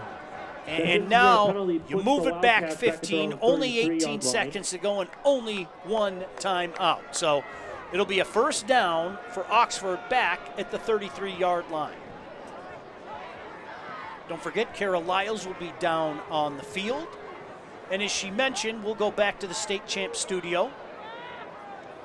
Take a look at our Mr. Football and Anvil Award with the above aforementioned Barry White, Coach Talley. Hendricks in the shotgun. Empty backfield. Whistles on the play. Somebody going to use timeout? Or is just a sideline warning? Let's see. Yeah, sideline warning on Oxford. Just a warning. Nothing yet. I think they're going to reset the clock to 18 seconds, if I'm not mistaken. I could be wrong. Officials are going to chat about that. The clock had ticked down. I think they're going to have a conversation about how many seconds to put back on the clock. There's John Kidd and the Kid Cam. You don't allow just anybody down on the field, Grant Perry. Everybody knows John Kidd. Yeah, he doesn't even need a credentials pass. No, sir. Sir, right after you. Good look at Coach Caleb Ford, their head coach for Grand Blanc. Having a conversation. I think they're going to say call upstairs to reset the clock. I believe it was 18 seconds. Boy, they're making some noise up here on the near sideline, I can tell you that.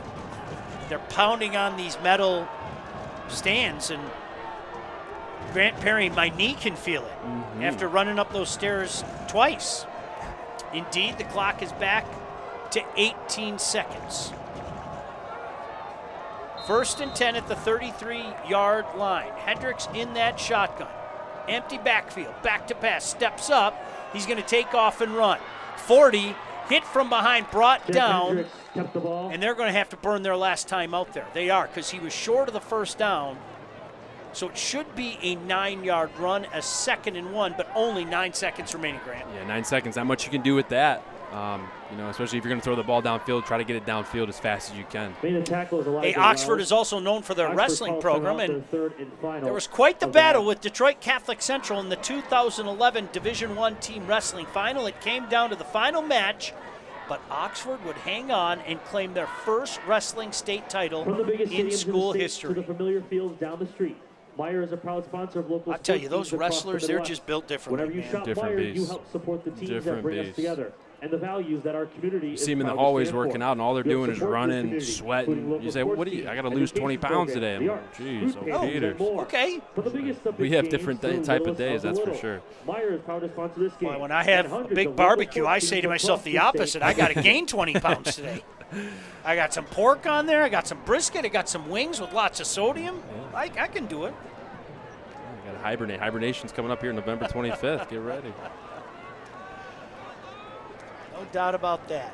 9 seconds remaining. 2nd and 1 for Oxford on their own 42-yard line.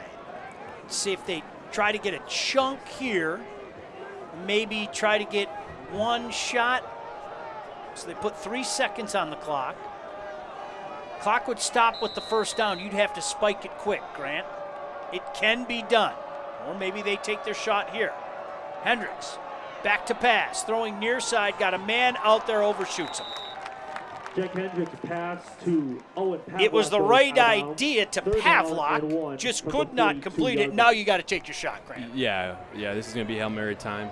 But you also want to be safe here. You don't want any, you did a play action pass there in your own red area, and it turned into a safety. So you got to imagine, Coach Lyon in this offense is you're thinking, hey, we'll try to get something here, but also let's not hurt ourselves anymore. We're getting this ball back to start the second half. Good point. They do receive that second half kickoff. In case you're just joining us, Graham Blanc had an early 6-0 lead, a couple of field goals. Oxford led 7-6. Another touchdown by Graham Blanc, then a safety and another touchdown. Here we are, 22-7. Graham Blanc's going to utilize a timeout now. They still have one left. They're going to talk about this. Tonight's MHSA football playoff action maybe is get brought that to you by Culver's, a proud sponsor of local defense all ready for what could be just a Hail Mary. Hey, Graham Blanc have had their share of success in the other sports. In 2021, the Bobcats will beat Ann Arbor Huron in the Division I boys basketball state final later that spring. The baseball team would edge out Portage Central 3-2 in the D1 final. It was their first state titles in school history. How cool is that? Oh, you always love to see that moment, don't you? Mm-hmm. You were a part of that moment 3 times. Yeah, it was lucky enough to be a part of some good teams that shared some success, which was pretty cool. Still a lot of football left in this one. Remember about 3 minutes ago I said this was a swift-moving game so far? Remember that? The football gods heard you. They slowed it right down. They heard that all day. 6 seconds remaining here before halftime. Been a fun game so far, especially if you're a Bobcat fan. Bobcats up 22-7. Oxford hoping for a miracle here. Let's see what Hendricks dials up. 3rd and 1. Shotgun formation, 4-man rush, back to pass, throws over the middle, complete, but they're going to run out of time. Owen Pavlock with the reception up to the 42-yard line, but that is going to do it for this first half. A first half that sees Grand Blanc up by a score of 22-7. We're going to keep it right here for a moment, as I know Kara Lyles is going to be down on the field, and she'll have a conversation down there for us. I can see her standing near Coach, and of course the kid cam down there as well. Grant, I'll get your thoughts on this first half as well momentarily, as Coach is having a conversation with the officials. But right now, why don't we throw it down to our own Kara Lyles. Kara? Coach, your first 2 trips to the red zone, you settled for 2 field goals. Offense really picked it up since that moment. What changed? Our guys are executing. Jake's playing incredible. O-line's blocking really well. Guys are making plays. So really disappointed that we didn't have more points on the board in the first half. Michael Williams forcing a big safety there. Just how big of a momentum shifter was that in this quarter? Yeah, Mackay is a dude. Mackay is awesome, and that was a huge play. Gave us the ball for another possession, and did a good job going down and executing. But we got a 4-quarter game, and we know we got a high-powered offense we're playing, so we got to come out and execute and be physical in the second half. Thanks so much, Coach. Good luck second half. All right, guys, stay right here. We are taking you inside the State Champs studio for some updates, but we'll be right back after the break.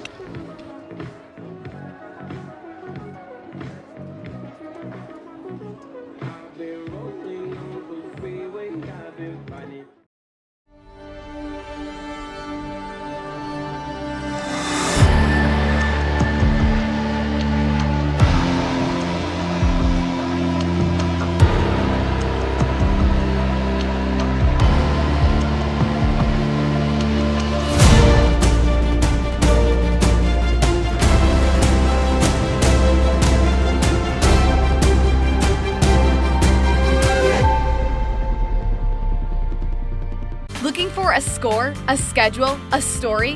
MHSAA.com has you covered. Our newly redesigned website has everything you need to follow high school sports in Michigan. And it's optimized for mobile use. Fans can submit scores on a Friday night, check playoff pairings and game times, or read about the student athletes from your community. Your first stop is MHSAA.com. Connect with us online and get everything you need all in one place. At Alto Equipment, we know when it comes to getting your job completed on budget and on schedule, uptime matters. Alto Equipment has partnered with the biggest names in construction, including Volvo, Lieboy, Sennebogen, Avant, ASV, and more to provide the state of Michigan with industry-leading service and support. Alto Equipment services all makes and models, and their technicians are available 24 hours a day, 7 days a week. Do you have a big project? Alta Rents has you covered with the most diverse rental fleet in Michigan. Give them a call at 844-GO-TO-ALTA today. Your persistence and dedication have brought you this far. But the fire of curiosity within you burns to push beyond your limits. LTU is the place where your passions and curiosities can soar, pushing your mind and body to new magical heights. Lawrence Technological University. Be curious. Make magic.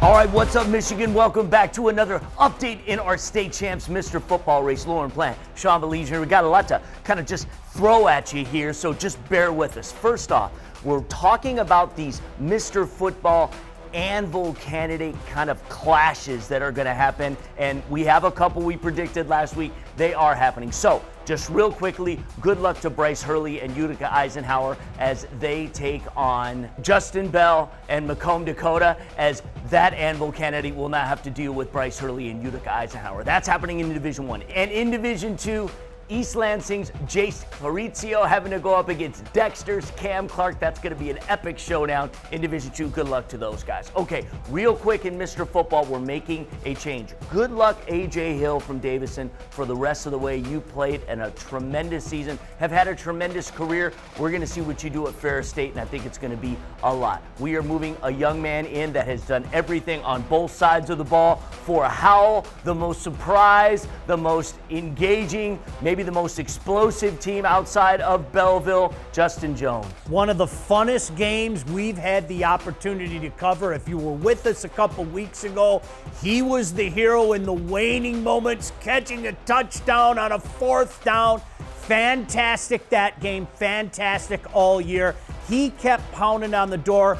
Lauren, we had to answer the door. Couldn't ignore it any longer. He's on the list. That's it. Howell, Highlanders, congratulations. And we'll see how Justin Jones fares the rest of the playoffs. All right, moving on to some previews of some regional matchups. We're going to have some classic Mr. Football and Anvils. And how about a double bill? So when we're talking about potentially Detroit Catholic Central and Jaden Pyatt, and of course Danilo Guberinic, that is the Anvil guy. Jaden Pyatt, the Mr. Football guy, going up against Belleville. And of course, with Belleville, it's Rashad Jones on the Anvil side, and it's Bryce Underwood for Belleville. Oh, you got to love it. I mean, two classic programs, all the talent on the field. That is can't miss stuff. We did not plan this. It's amazing how it just happened to work itself out, but we couldn't be happier. We all win when you have a matchup of that titanic proportion. That's it. And so this is how it works. This is why these Anvil guys play in these games. These Mr. Football guys play in these games. It is for now. It is the playoffs. We've got one more, Division 3 in regionals. Real quick, Mason has a Mr. Football candidate in Kazan Carswell, and Walled Lake Western has a Mr. Football candidate in Donovan Triplett, and of course in Liam Vaughn, who is leading the vote on the Anvil side. So here we have another potential titanic clash, Mason versus Walled Lake Western. Kazan Carswell, amazing. Oh, absolutely. I mean, this is a young man, 6'3", 180 pounds, keeps getting it done. They had a huge win last week against Jackson. He's going to be taking his talents to Western Illinois. You got to love the Leathernecks, right? What a fantastic name. Big matchup forthcoming against Linden, but a guy that definitely belongs on our list. Yeah, and Donovan Triplett's been running the ball for Walled Lake Western all year, also another amazing player. Yeah, it's going to be fantastic to watch this guy. He just keeps breaking records, right? So where is he going to go? We'll all find out. He's only a junior. Well, there you go. And that's it. I know we're running long. Just keep voting. We got several more weeks to do that. Go to statechampsnetwork.com, click on SC Awards, click on Mr. Football, and vote. Do it now and do it often.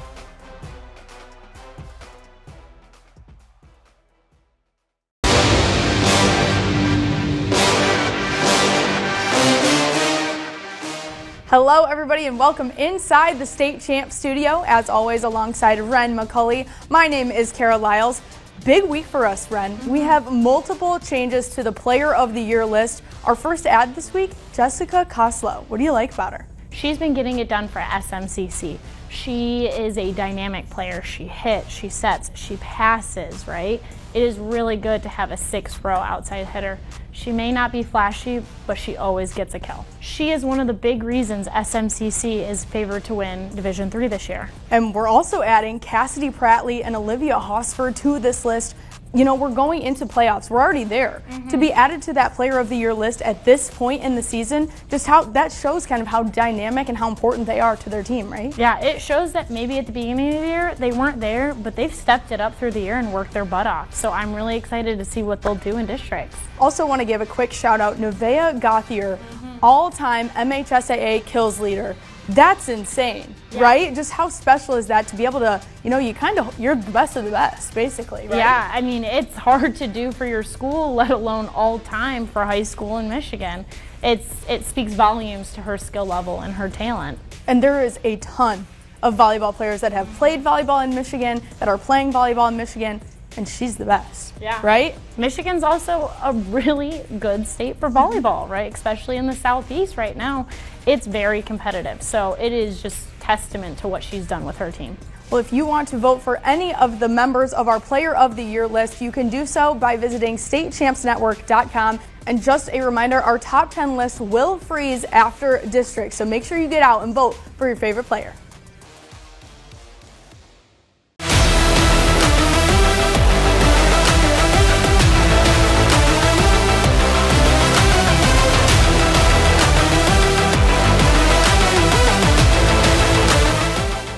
Hey, State Champs Hockey Time fans, I'm Jonathan Kidd along with Sean Belegian. Sean, we were just at KLAA Media Day. Yeah, it's fantastic. It's one of the things we've been fortunate to be a part of the last few years. And look, I say it all the time. It's one of the best leagues out there in the great state of Michigan. The product keeps improving everywhere, not just in the KLAA, but everywhere. And the fact that we can talk about other conferences making a pitch and other teams and players making a pitch is outstanding, but this remains a very special conference. Make no mistake about it, Johnny. So what's your early thoughts as we head into the season? I'm excited about a lot of things. And first of all, I'll start with, some of the teams that you're used to. Heartland, right? Ricky Gadwell, what he's done, I say it all the time. I use the term usual suspects, and to me, they're patient zero with the usual suspects. And you know what? You just rebuild. I'm excited about what Howell is. I think Keith Robertson is going to do special things with Howell, and I think there's a lot of youth coming up with Howell that's going to make Howell very interesting to watch. How many times have we talked about the guys at Brighton the last few years? Now we can't make the jokes anymore. The sophomores became juniors. And then became seniors. Now they're graduated. And now they're all gone. And there's no more, it's Petit, not Pettit. That as well. Or Duffman. But you know what? The one thing, and I didn't do this on purpose, but the one thing that you can say about all those teams being out in Livingston County is that they rebuild. Yep. It's not, I don't even want to say rebuild, they retool. Yeah. There are so many good players out there. Livonia Stevenson was a young team last year, and they took their lumps, make no mistake about it, but you saw them go like this. The Red Stallions did the big win over Allen Park in the regionals. Fantastic, and what can their goaltender Pasco do for an encore? John, I'm sure you've heard the same thing. I'm telling you, since probably the first week of August, people have been telling me, including two walking on my way in here at Novi High School, who made a point to say to me, look out for Salem. Salem's got a little something going on, and a very special newcomer to the team you'll be hearing a lot of in Kaminsky. Novi, I'm excited what Anthony can do with with Novi, and we got a chance to see Novi in Northville the night before Thanksgiving. There's a heck of a lot of talent with Coach Ossenmacher and what he's doing. And it sounded like Coach Daly was very excited about his Plymouth. Yeah, and certainly last but not least, the other teams from the park. I think Justin, you're seeing more young talent come in with Justin, and Plymouth has that. And it was interesting. If you remember, I had one coach tell me last year, and I'm not going to say his name, but one coach said to me, it is amazing how different that team is and how coached they are now. You could see it over the course of 1 year. So you think about what Daly and AJ did from 1 year to the next. Well, what's going to be that jump this year? So, as always, there's a lot to be excited about in this conference. John, right now, and I'm not being a coward when I say this, because you know me, I don't have any problem telling you, I'm not sure there's a favorite in this conference right now. That's a good thing. That's a very good thing. And so let's see how things play themselves out in the first couple weeks. All right, so State Champs Hockey Time will be coming back in a few weeks. Yes! We're going to be on location, but we'll tell you where in a few weeks.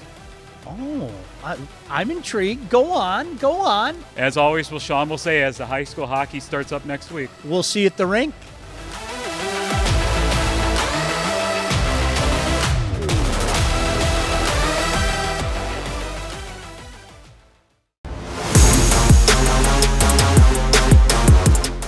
Welcome back, everyone. Another update in the State Champs Anvil Award race. Of course, it's Lauren Plant, and it's the Tally Man, Ron Tally, here again. Now, we talked about this in our Mr. Football segment. Going to do it again real quick. Last week, we previewed a district final that we would hope we would see two guys in Bryce Hurley from Utica Eisenhower and Justin Bell from Macomb, Dakota going at it. That will happen. We'll see what happens. Now we've got Cam Clark of Dexter just welcoming in Jace Claricio from East Lansing. So we're going to see how that matchup happens in Division II. Now, we could have another matchup next week in regional finals. So doing a little prognosticating, and what this could be is Belleville versus Detroit Catholic Central. Guys, teams that have both a Mr. Football and an Anvil candidates. So we're talking Bryce Underwood for Belleville and Rashad Jones, who is the Anvil candidate. And of course, on the CC side, Jaden Pyatt is the Mr. Football candidate, and Danilo Guberinic is the Anvil candidate. This could be a clash of epic proportions. Oh my God, you're talking about physical football. When you see Guberinic, all right, and I love saying that name. This guy is very violent, playing really good football. A great matchup, hopefully, would be to see him against Rashad Jones of Belleville, getting off a 6'4", 240-pound, long, quick, athletic guy that's a sure tackler. I can't wait to see the physicality of that game and the intensity, of course, with all those playmakers. And in Division III, we could have Mason taking on Walled Lake Western. Now, Mason has, of course, Kaysen Carswell, who is the quarterback. He is the Mr. Football candidate. Walled Lake Western not only has a Mr. Football candidate in Donovan Triplett, the running back, but they also have Liam Vaughn. Liam Vaughn, who is he has 300,000 votes on State Champs Network. This kid is running away with the online vote for the Anvil Award. But you know what? This is a guy who recently decommitted for Western Michigan and just committed to Washington State. How about that? When you see a guy, all right, at this point in time, it's truly a round of applause for a guy like this to go from one conference to another conference, maybe a little bigger, right? But you're able to see a guy grow. And so his body of work, now Liam Vaughn is Metro Detroit's pancake king, all right? So it's good to see him grow, and it's good to see the opportunities, but this guy's a mean guy. Liam Vaughn is nothing to play with. And if he gets the opportunity to take this game over as a puller, as a double teamer, then he will. And this is a very nasty, nasty player. Not dirty, nasty. Like, want to take your teeth off, all right? So yeah, this guy right here, he wants to play some serious football, and I can't wait to see the growth in his game. So we'll see if it happens. Vaughn versus Carswell, Mr. Football versus Anvil. Both candidates and both extremely alive in this race for now. We'll see if it happens. Thank you so much for watching.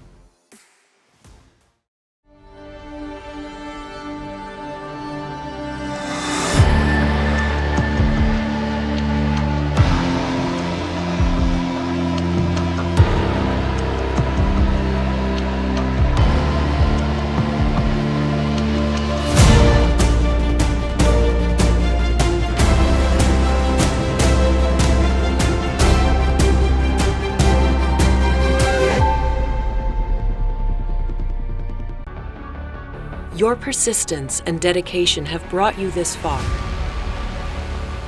But the fire of curiosity within you burns to push beyond your limits. LTU is the place where your passions and curiosities can soar, pushing your mind and body to new magical heights. Lawrence Technological University. Be curious. Make magic. At Hungry Howie's, we're famous for flavor, and this is our Chief Flavor Officer. Every hour of every day, our CFO obsesses over the tastiest ingredients, combining them to create new flavor combinations your taste buds never knew they needed. Until now. Introducing his latest master pizza, the Chicken and Waffles Pizza. Crispy chicken, fluffy waffles, and bacon bits on 100% mozzarella, all topped with a maple syrup drizzle. It's sweet, it's savory, it's gone before you know it. Hungry? Howie's! And welcome back into this beautiful stadium out here in Grand Blanc, along with Carol Lyles down on the field, Grant Perry up in the booth. My name is Sean Belegian. Grant, what a first half it was, and as Carol pointed out, really flipped with that safety. Yeah, it did, and Grand Blanc got out and ended up going and scoring 2 more times. First 2 possessions in the red area, they came away with field goals. Second 2 times, they turned those into touchdowns, and that's really been the difference in this game is Grand Blanc's been able to move that football, find open voids in the zone, get the players involved downfield. In Oxford, they're more of a run-the-ball, power-type scheme led by Luke Johnson. They haven't been able to get him in open space. Some scores to look at right now. How about this? Chuck doing double duty. Lowell and DeWitt tied at 21 apiece. Notre Dame Prep up 56-0 on Corunna. Groves 29-0 over Seaholm. Granville has a 10-6 lead over Hudsonville. That's in the third. Detroit Catholic Central with a 28-7 lead over the Lakers from West Bloomfield. Oh, a dandy out in Livingston County. How about this? Howell up 28-20 on Brighton. While we have a moment, let's throw it down to Carol Lyles. Kara. Yeah, guys, I was able to catch up with head coach Line before the half, and I asked him, what did you address there in the locker room? And he said, honestly, just doing the simple things. He said that 9-point swing there at the end was partially self-inflicted due to our mistakes. Do the little things that we know how to do right, play our kind of football, and get back in this game. Thank you very much, Kara. Appreciate it greatly. Well, they're going to have an opportunity to get something going right away. They receive this second half kick. Kicking to the south end zone now. Line drive taken at about the 3-yard line. Near side of the field. Heading towards the middle of the field. Hit at the 20, down at the 20. So that is where Jack Hendricks and this Wildcat offense will take back to the field. They got to figure it out here right now. You know, you're down 15 points here, 2 scores, but the way that you operate and you've gotten here to this point in the season is the hard-nosed run game. Right now, your biggest enemy is the clock, so you got to figure out a way to, 1, get explosive plays, move that ball downfield, and 2, defensively, figure out a way to slow down this Grand Blanc offense. 22-7 as we start this second half. 1st and 10 at the 20-yard line. The handoff to Johnson. Some space over the 25. First down. Very close to a first down at the 31, but look out. Flag back at the 18-yard line, Grant. They're going to get with Holden, as you see right there. Stripes alerts to it, and that's exactly what you don't want on your first play coming out of the second half here. You get exactly what you want. You get great blocking up front, big hole. Luke Johnson runs through it. But unfortunately, it's going to be all negated.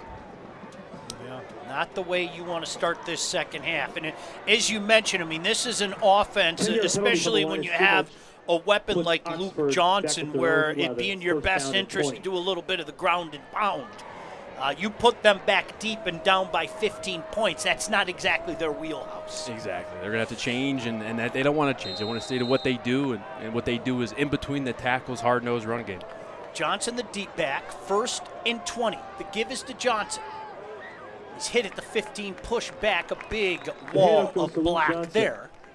Give him 5 yards, though, setting up what should be about a 2nd and 15.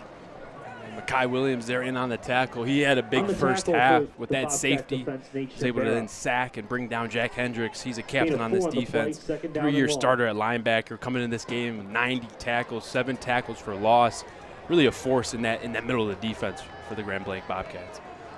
Well, we'll officially call it 2nd and 17. Once again, Johnson, the deep back, got a receiver split far side. Fake the handoff. Hendricks rolls, still looking. Now he's going to tuck in and run. Nice cut, 25-30. Boy, he's very close to a first down. Grant, I think he's got it. Heck of a run there by number 3, Jack Hendricks. That's what you got to do here. Play action pass. You're going to get the number 25 running in the flat, Dean Rice. Dean Rice just turns into a lead blocker. You can see Hendricks there just point and say, hey, go get him, go block. And Jack Hendricks turns upfield, gets a much-needed first down, moves these chains, and there's going to have to be a little of that, that creativity from the quarterback position, especially in a game like this, down 15 points. If the first play isn't there, they're going to have to count on Jack to create some plays, create some yardage with his legs. 1st and 10, fresh set it down. They start in I formation. Now the lone setback is Johnson. The give is to Johnson. Puts his head down, plows past the 35 up to about the 38-yard line. Boy, that kid don't stop. He's something to watch, this kid. Yeah, he is. I mean, just an energizer, buddy, when he gets that football. Head down, looking to lower his pads right there. They ran a counter. They get the first guy that pulls, which is the right guard, Aiden Ryan. He has a great kick-out block.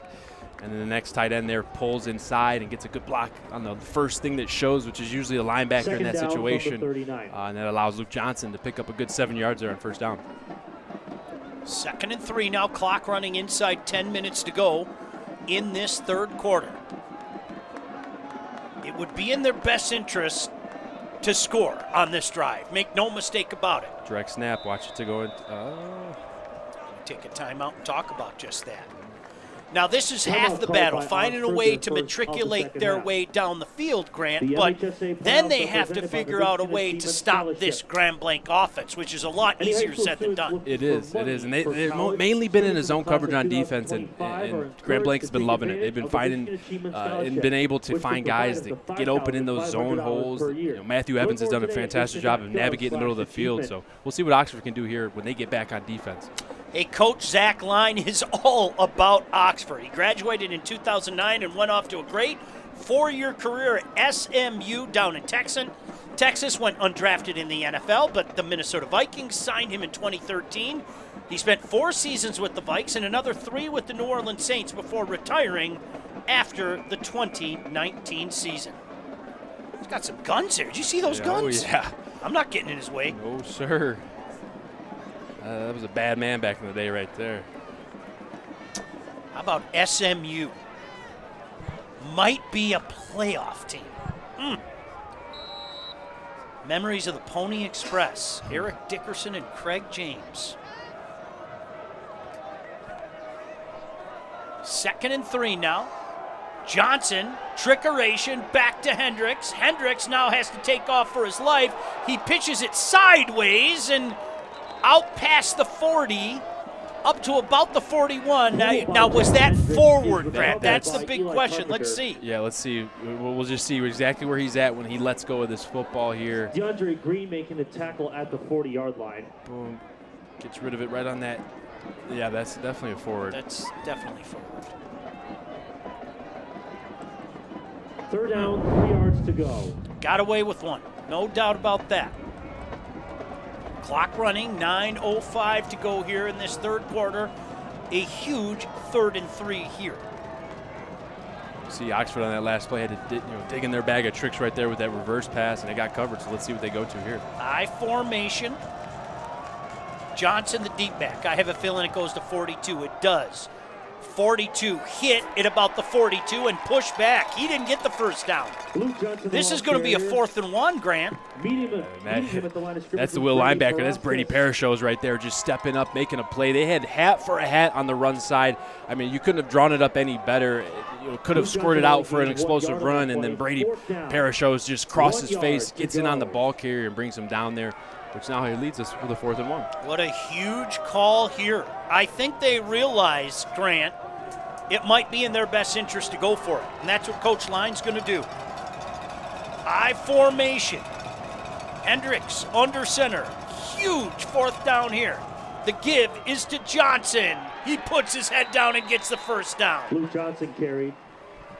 Trevor London. Well, you give Luke Johnson a head of steam, and I think you're going to see results like that, Grant. Yeah, I mean, and Luke Johnson, he's your guy, right? I mean, Trevor London, the defensive tackle, broke through the line of scrimmage there, met Luke Johnson before he got to the yard to gain, and Luke Johnson and that Energizer Bunny mentality just kept chugging along, falling forward, picked up that first down, which really could have been Trevor London got back there. He could have stopped him, but when you got Luke Johnson running the football, you're in good hands. Fresh set of downs. 1st and 10 on their own 45-yard line. Hendricks under center. Johnson the deep back. The give is to Johnson. He tries the left side. Big hit. Right at the 46 and knocked backwards. Boy, I didn't see who that was in there, Grant, but you could see Johnson's head just pop back. Man, that was a big hit. And it looked like they had great numbers on the run game, and then that backside, I think that was Joey Labadeur just running from the backside, number 33, the captain, with a great hit. And you got a running back like Luke Johnson that runs hard. You got a match mentality. And boy, did that Grand Blanc defense do it right there. This drive has taken them up to about the 47-yard line, but it's also eaten up 5 minutes already, Grant. Hendricks in the shotgun, swings it outside, looking for a block, gets a little one, some space into Grand Blanc territory, gain up to about the 47-yard line. There we go. We see a little horizontal action, a little extension of the run game here, a little screen pass. Good job here. He gets the ball out on time, get a good block on the cornerback, and next thing you know, you're one-on-one with the safety right there. Brady Parashow is arguably making a touchdown-saving tackle. That's exactly what you need if you're Oxford, an ability to move that football on 2nd down, but not giving away tendencies and switching things up. Another 3rd and short, this time in Oxford territory. I formation, Johnson, the deep back. It's going to 42. You know it, and I know it. It goes to 42. He's got the first down.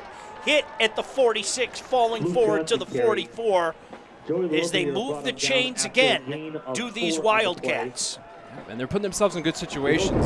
They're getting to the 3rd down and 1s, 4th down and 1s. You're going to see right here that left side of the line of scrimmage just does what they need to do. And he gets meted right at the line of scrimmage there by Joey Larobadier. But, boy, man, Luke Johnson, he knows how to get through those tackles and pick up that yard when you need it. But like you said, Sean, I mean, they're in an area in which they're fighting not only Grand Blanc, but they're fighting this clock. And you got to find a way to pick up more explosive plays with these runs that they're running. They've taken about 6 minutes off the clock. Over 6 minutes now.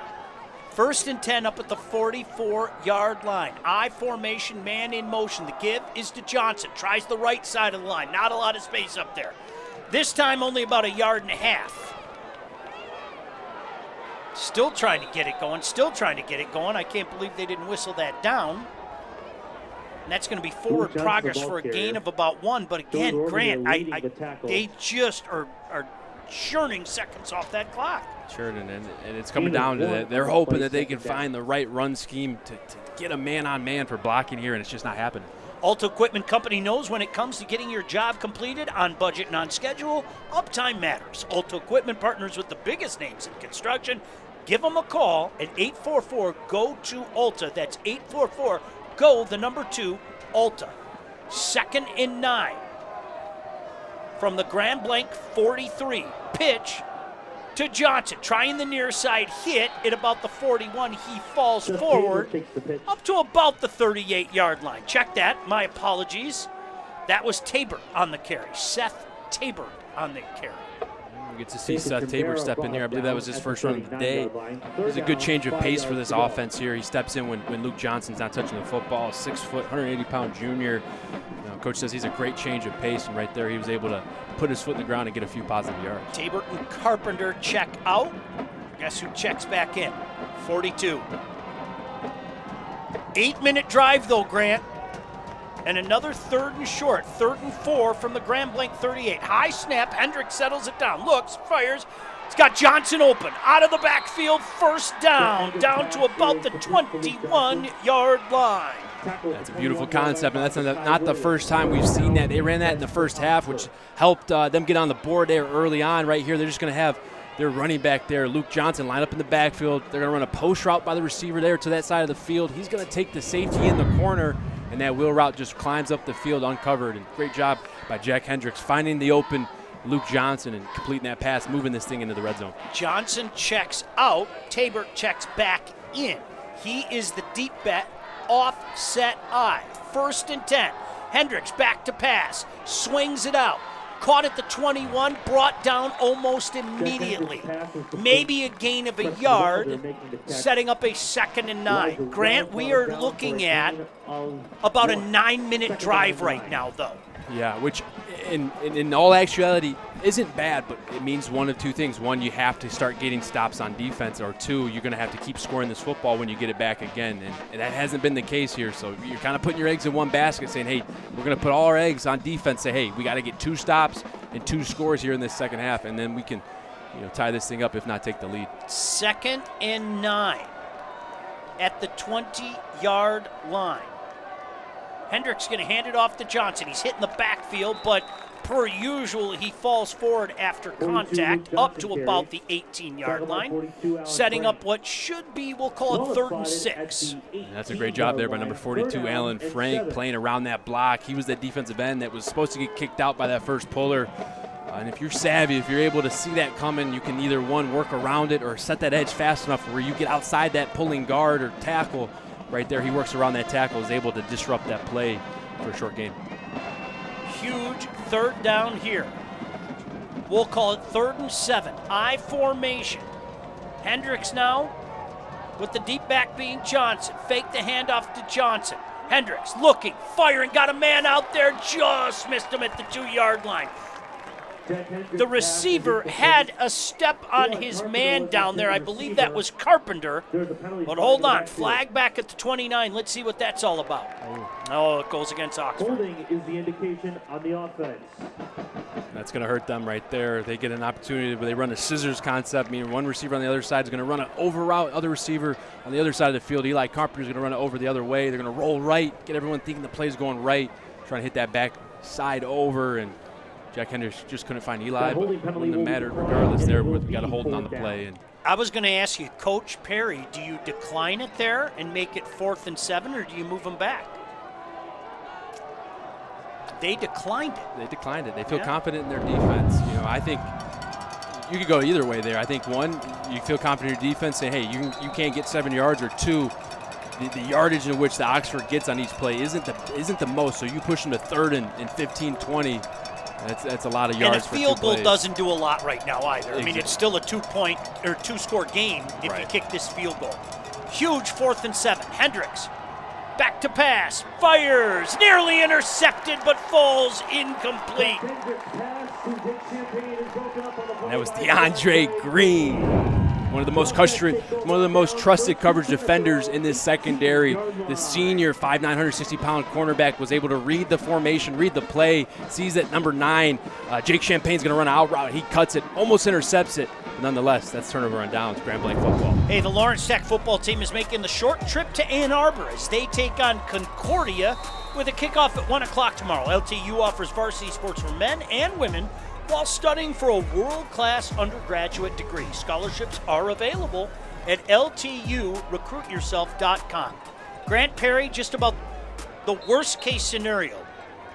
Oxford takes 10 minutes off the clock and comes away with nothing. Yeah, that's, you needed some points there, and like you said, 3 wasn't going to even really help you there. It still is a 2-score game, so they go for the 4th there and don't get it. Great defense by Grand Blanc. Well, let's see what they elect to do here. A Morrow shotgun formation, going to hand it off. Coming near side, trying to get to the edge. Boy, good burst of speed out past the 20 and up to about the 24-yard line. Grant, I didn't think he was going to get there, and then he hit another gear and picks up about 6. Yeah, he's got some wheels. Micah Kemp has shown not only is he a good receiver, but also he's a guy that is trusted to get that ball out of the backfield. And what do you do as an offense when you're leading rusher? Jeremiah Coleman, the sophomore who leads the team in touchdowns. And keep in mind, this team's got 12 different players that have scored. So that's a pretty impressive stat as a sophomore. What do you do when he's not available? You find guys like Micah Kemp. Morrow looking at that clock, turns around, looks at the play clock as well. Going to hand it off. Trying to get to the outside edge. Gets past the 25, very close to a first down. I think he's going to be just short. 5, Eli Carpenter making the tackle. I think that's going to be just short. Yep, That's Lemons on the carry, and boy, about 3rd, and we'll call it 2 feet, Grant? Yeah, that thing is It's about a hand's width right there. Are they going to measure it? I think they're calling timeout on the field. Oh, now they're saying first down?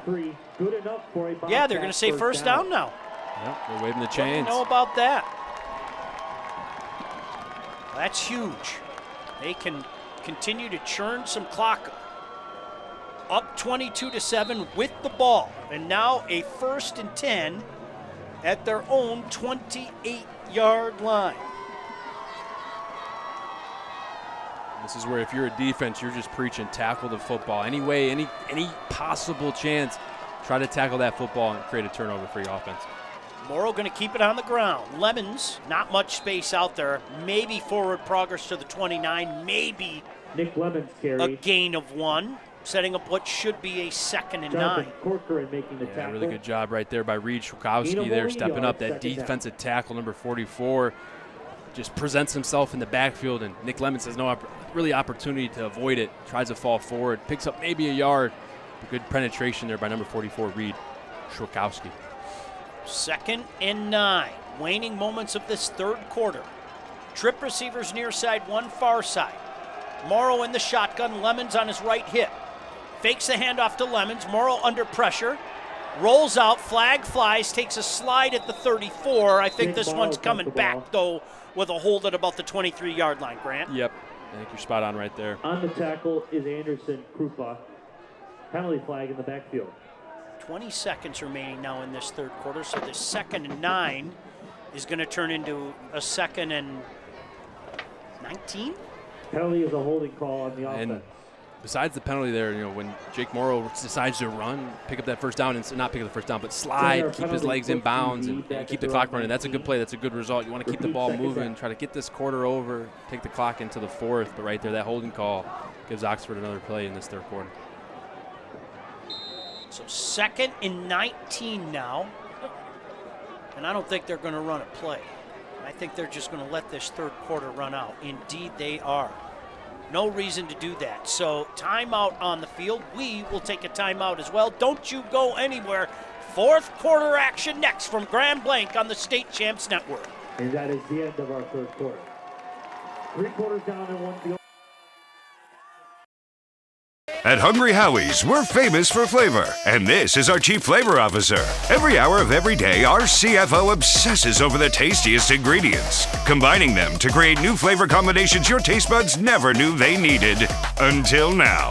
Introducing his latest master pizza, the Chicken and Waffles Pizza. Crispy chicken, fluffy waffles, and bacon bits on 100% mozzarella, all topped with a maple syrup drizzle. It's sweet, it's savory, it's gone before you know it. Hungry? Howie's!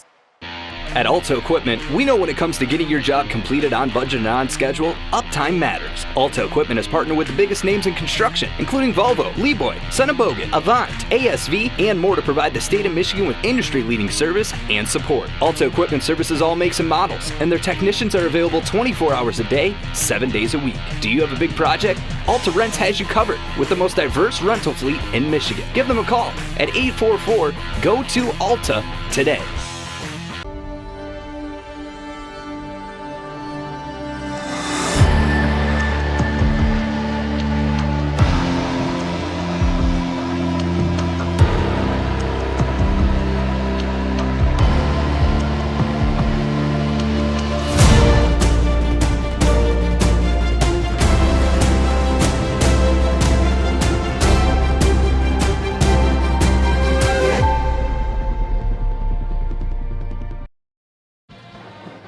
Welcome back here to Grand Blanc High School as we begin the fourth quarter. Well, for a lot of schools, Selection Sunday is spent relaxing, spending time with teammates, and waiting for your team's name to be called. And here at Grand Blanc, they took relaxing to a whole new level. They spent their Selection Sunday enjoying a pool party. They have a brand new aquatic center here attached to the south end zone, and Coach told us those guys have been asking to go swimming since summer. So what better way to do so than Selection Sunday? So that's exactly what they did. They put the show up on a projector. They got a bunch of food. They got lifeguards, of course. And I had to ask Coach, do you think you started a new tradition with this whole pool party? And he said, yes, I absolutely think we did. So much fun, guys. Oh, that's awesome. I'm with you, Kara. You know what? You get some pizzas down there. Yep.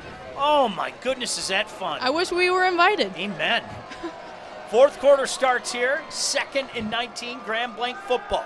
Back to passes, Morrow got a man out there, complete at the 24, hit at the 25, fights his way up to about the 26-yard line. That's Lemons out of the backfield. So they pick up some of the yardage that they lost after the hold, but now faced it with a 3rd and long situation. Yeah, and Oxford sends a little pressure there. They bring the weak side linebacker. They blitz him through the A and B gap. But, Jake Morrow, once again, not phased, just takes his drop, sees the pressure, throws it to his outlet, Nick Lemons. And the great thing about that thing right there Nick Lemons did was he stayed in bounds, kept this clock running. Trip receivers far side, one on the near side. Lemons stays in, lone setback on the left tip of the quarterback Morrow. Oxford shows blitz. All the time in the world again. Now a lot of real estate far side. He's going to have to work. Morrow, 35. I believe he got it, Grant. I think he stepped out right in front of the chain, and he did. Boy, you've watched that young man make plays all year, and he did it one more time here with a big 3rd down conversion. I mean, just got to credit his patience and his poise, and he understands when it's not there, it's time to go. That internal clock's going off, and the ability to understand exactly where you need to get turns into a foot race, and when he's got an edge, it's hard to catch number 7, Jake Morrow. 1st down all the way up to the 40-yard line. Now the clock a big enemy. The score is bad enough, it's 22-7, but there's only 11 minutes and 7 seconds left, and Grand Blanc has a fresh set of downs. Trip receivers near side, one far side. Morrow taking his sweet time. I think he's going to run out of time here. Play clock does expire. I think they're going to take the delay of game. That's exactly what it is. That's a loss of 5. Delay game offense. 5-yard so that'll penalty, be a still 1st and 15 back to the 35-yard line. But again, Grant, only 11:07 remaining in this game in a 15-point lead. Yeah, and Grand Blake's just sitting in the driver's seat there. 3rd and 11. You can't get on, get Morrow down. You can't get off the field. He scrambles for a 1st down. He's just found the right ways to go about this defense, and he's done his exactly what they needed him to do so far. 1st and 15 for the Bobcats. Morrow going to swing it out, completes it at the 30, gets the edge, 35. Just a minimal gain there, up to about the 38-yard line. That's Sendry. Keep the clock running. Unfortunately, not that time as he stepped out of bounds. Clock stops with 11:01 to go. 2nd and 12 now for the Bobcats. I think that's what makes Grand Blanc's offense just so versatile, is just their ability to have extensions of the run game right there. Just an easy bubble screen to one of your playmakers. Didn't pick up 5-10 yards, picked up a couple, got the ball moving forward, and keeps the defense on their toes. Morrow shotgun formation, claps it once, back to pass. He's got a lot of space near side.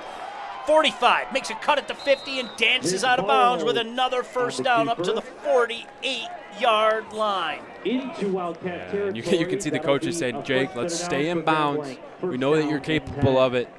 Sometimes when that green grass is so open and you're running, you're just saying, all right, let me get out of bounds. I got the 1st down, but right there, there's no edge set on the backside there. Jonathan Corcoran gets sucked inside. Great blocking there on the left side of that line by Jack Stewart. Number 66 allows Jake Morrow just to fall off the edge and pick up a 1st down. 10:54 to go now in this game. Grand Blanc in control, up 22-7 in a 1st and 10 at the Oxford 48. Going to hand it off over the left side, out past the 45, up to about the 44 with Lemons. On the tackle for the Wildcat Give him a gain of 4, setting up a 2nd and 6. And that's the thing about Lemons. When you need a game closed out, you need a running back that's not afraid to run between the tackles and that's not afraid to take on contact. And Nick Lemons being a lacrosse player, being also a wrestler, he's as tough as a kid as you can find. And when Jeremiah Coleman went down, Nick Lemons stepped right up to the plate. There have only been 2 possessions in this 2nd half. Incredible. Going to keep it on the ground. Lemons with a little space out there. That space closed quickly. Nick Lemons carried. A couple of Wildcats met him right at the 43 and brought him down there, setting up a 3rd down. One of the gentlemen on the spot there. Gain of about 3 on the play. Gain of 3. We'll call it a 3rd and 4 now for the Bobcats. And this is where your versatility is paid off throughout the game, right? You've been able to throw bubble screens. You've been able to run the ball in between the tackles. You've been able to throw the ball downfield. As a defense, that's hard to prepare for right here. You really have no idea what's going to come. Just got to react to what they give you. Back back to pass on this 3rd and 4. Stepping up, firing, complete. Far side of the field, 30, 25, makes a cut at the 22, and good job spinning around and staying in bounds there. We've called his name a few times. Kemp with a big reception and a smart play there. And great ball there, he's got Dean Rice, number 25, playing in that flat. Does a good job of reading. It was a flood concept. He had Micah Kemp there high, and then he had Nick Lemons low. Dean Rice was a little slow to react to Micah Kemp, so he just floats it over Dean's head. Beautiful football, and like you said, Sean, great understanding by the junior Micah Kemp to spin back in bounds, keep that clock running, fresh set of downs in the red area. Any kind of points here would be devastating. Make no mistake about it, even if they have to settle for 3. Going to keep it on the ground here. Lemons coming near side. Inside the 50, puts his shoulder down, drives inside the 10, and he's down at about the 9-yard line. Now a flag comes down at the 15 back behind the play. I didn't see it, Grant, but a heck of a run there by Lemons. I think they're going to get 81 Micah Kemp on a hold here. Receiver was in the field of play. I think they're going to get him on a hold here. You nailed it. What a run there by Lemons, huh? Yeah, really good job. Jack Stewart with a great block on the edge, sealed the edge. Nick Lemons still bounced it outside. This thing's supposed to hit him between the tackle here, but he sees that he's got an opportunity just to win with outside. Does a great job here, and I think you're going to see the hold coming right here. Yep, number 81, Micah Kemp, getting a little bit of Dean Rice there. All right, so reset it for you. 1st and 15 from the 25-yard line. 8:59 to go in the 4th quarter. Grand Blanc in control, up 22-7.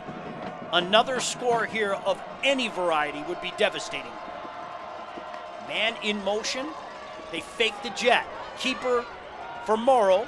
Morrow takes his time, breaks one tackle, breaks another, then spins down. And this time, Grant, he goes down, but there's a flag on the field yet again.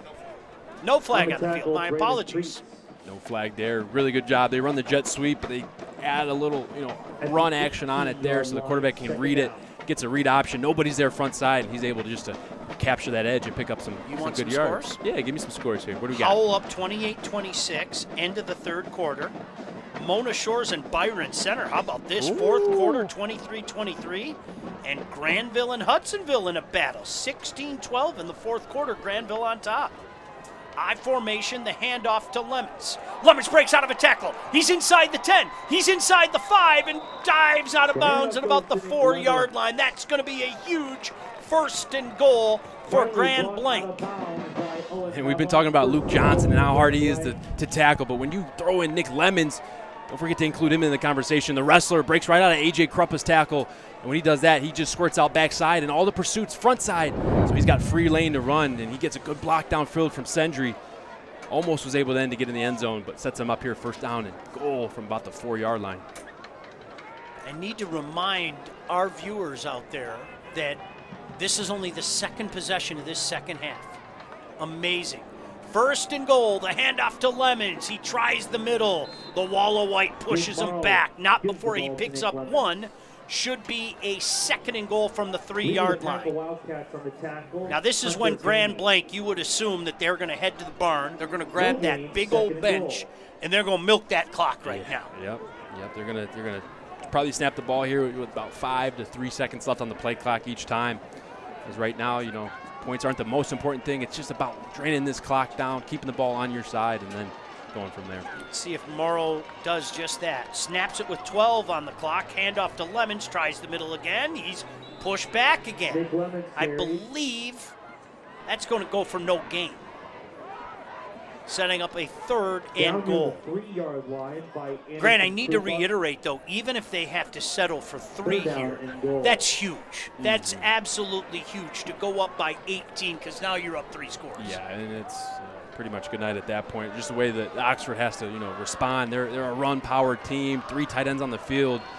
It's not what you want when you got to try to come back from 18 points. 3rd and goal from the 3-yard line. Shotgun formation. Keeper all the way. Morrow gets outside. Touchdown!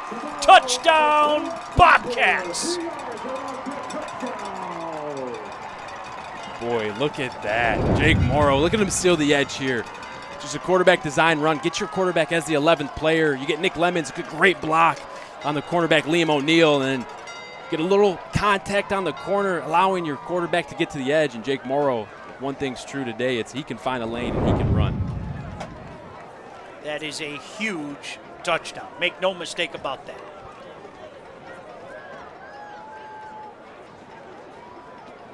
Point after, forthcoming. Ben Thompson has had himself a good night. Snap is down, the kick is up, and the kick is good. So 29-7. Grand Blanc on top as we take a look at that Morrow scamper. Yeah, great job on the end. Tight end blocks down with the left tackle, and then all you need is Nick Lemons to get a little bit on that cornerback.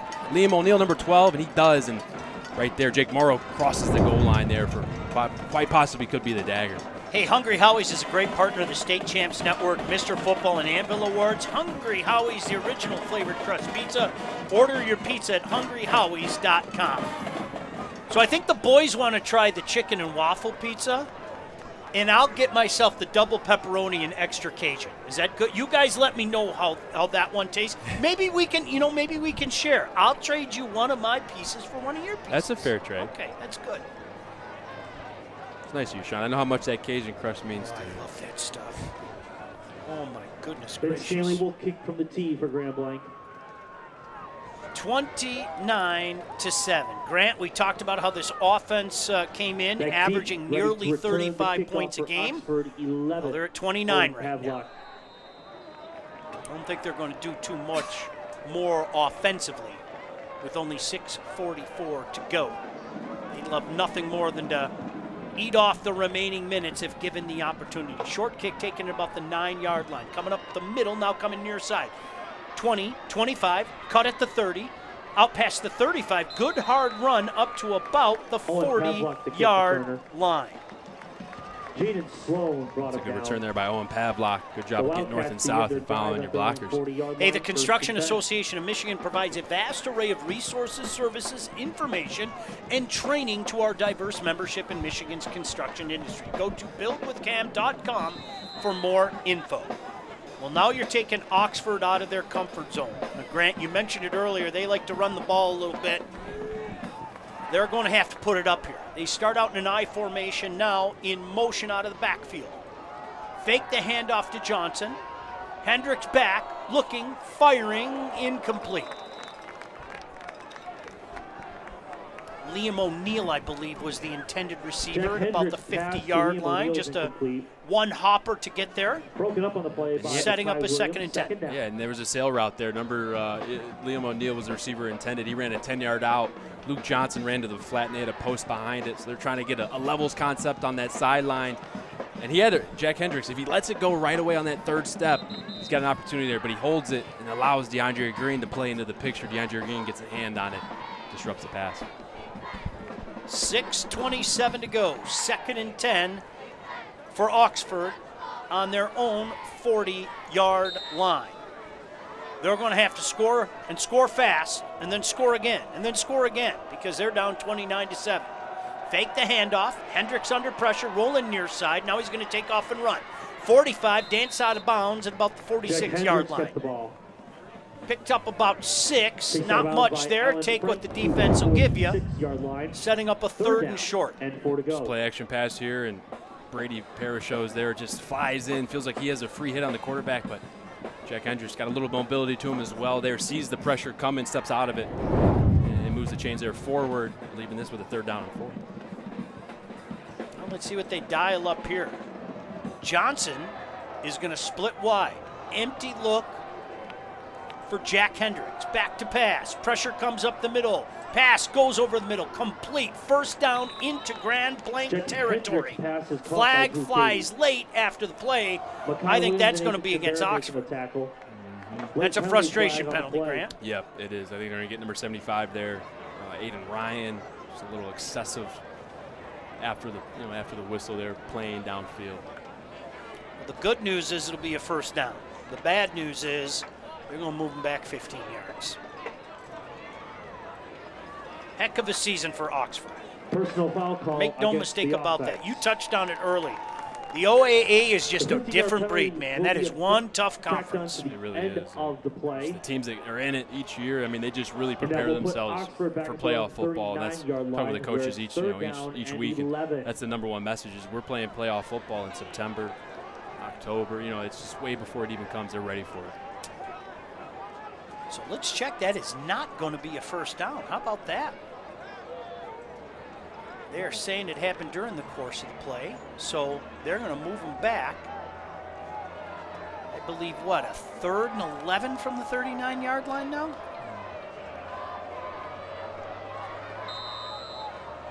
Oh, nope, now they're saying first down. Okay, 1st and 10 from the 39. Hendricks back to pass, under pressure, steps up, completes it to Johnson, first down into Grand Blanc territory.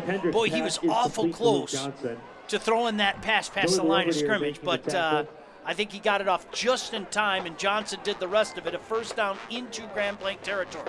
Yeah, like you said there, Jack was close. Hendricks, their quarterback, they're approaching that line of scrimmage, and you just have to have one piece of your body there behind it. You can be in front of it. You got to have a little bit behind you still. He was able to get rid of that football in time to the sideline.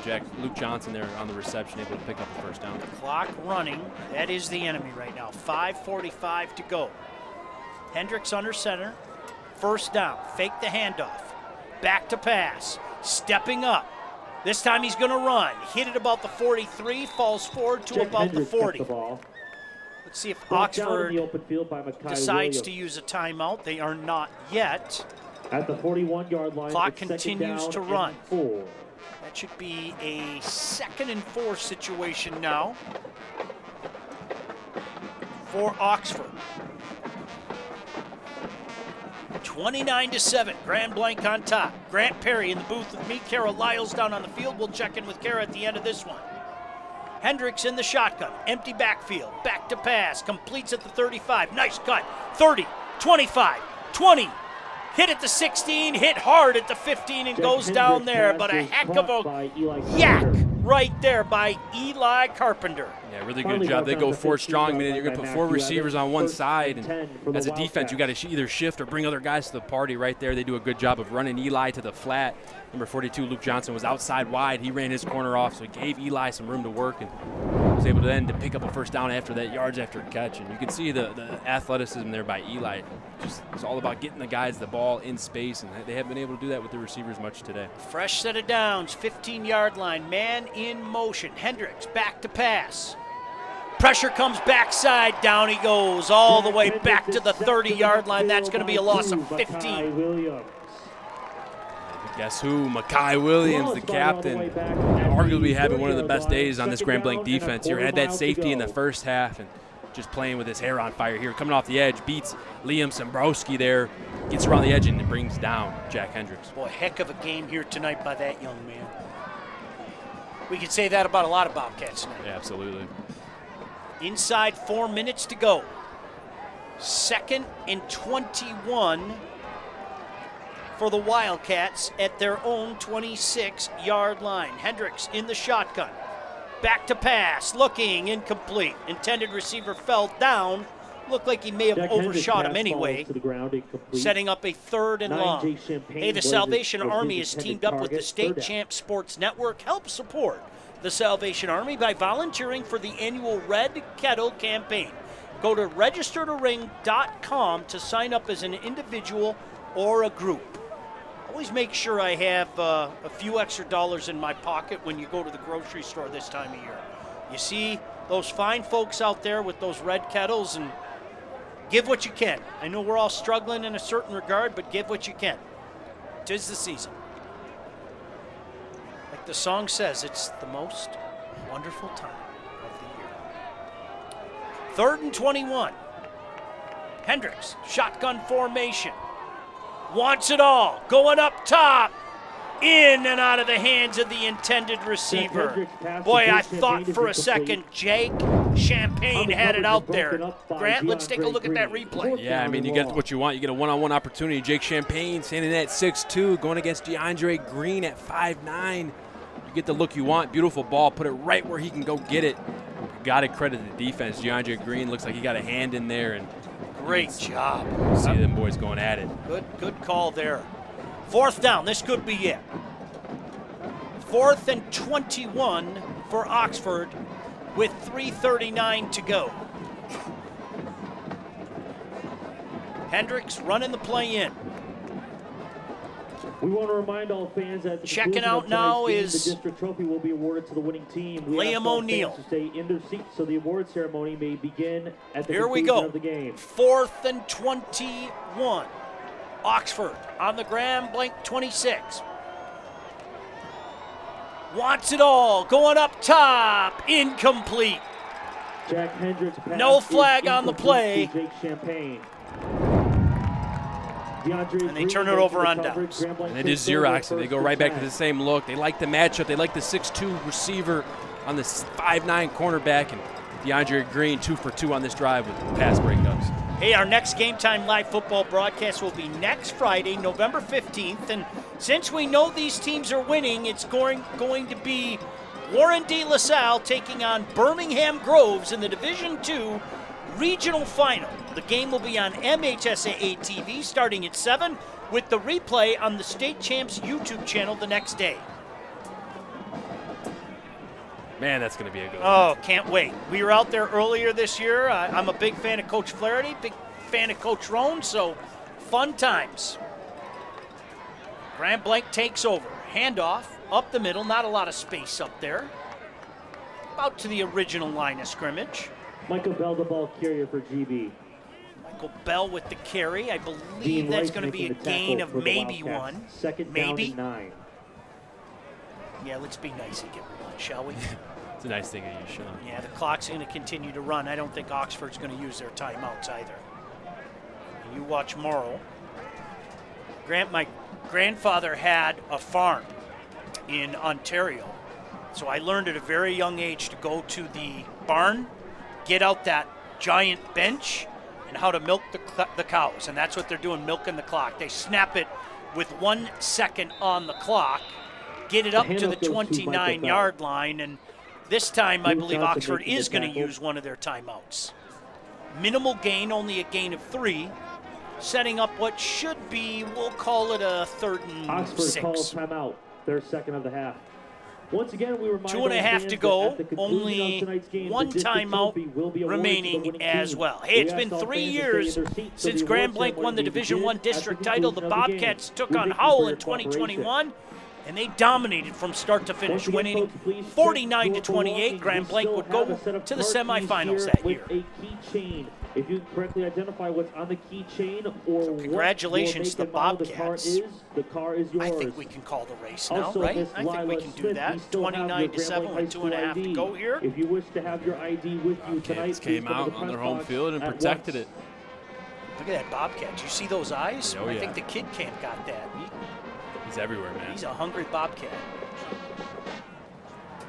Well, it's going to be a happy home crowd here tonight. Nice to see the band here tonight. A lot of students here tonight. Fun atmosphere out here in Grand Blanc. Looking forward to heading back to Groves. That was our first kind of chilly night of the year, if I'm not mistaken, right? Yeah. We were in there late September. Mm-hmm. Morrow gets a snap. Flags fly everywhere. That's going to be a false start on Grand Blanc. 5-yard penalty, still 3rd down. Moving back, 3rd and 6 becomes 3rd and 11.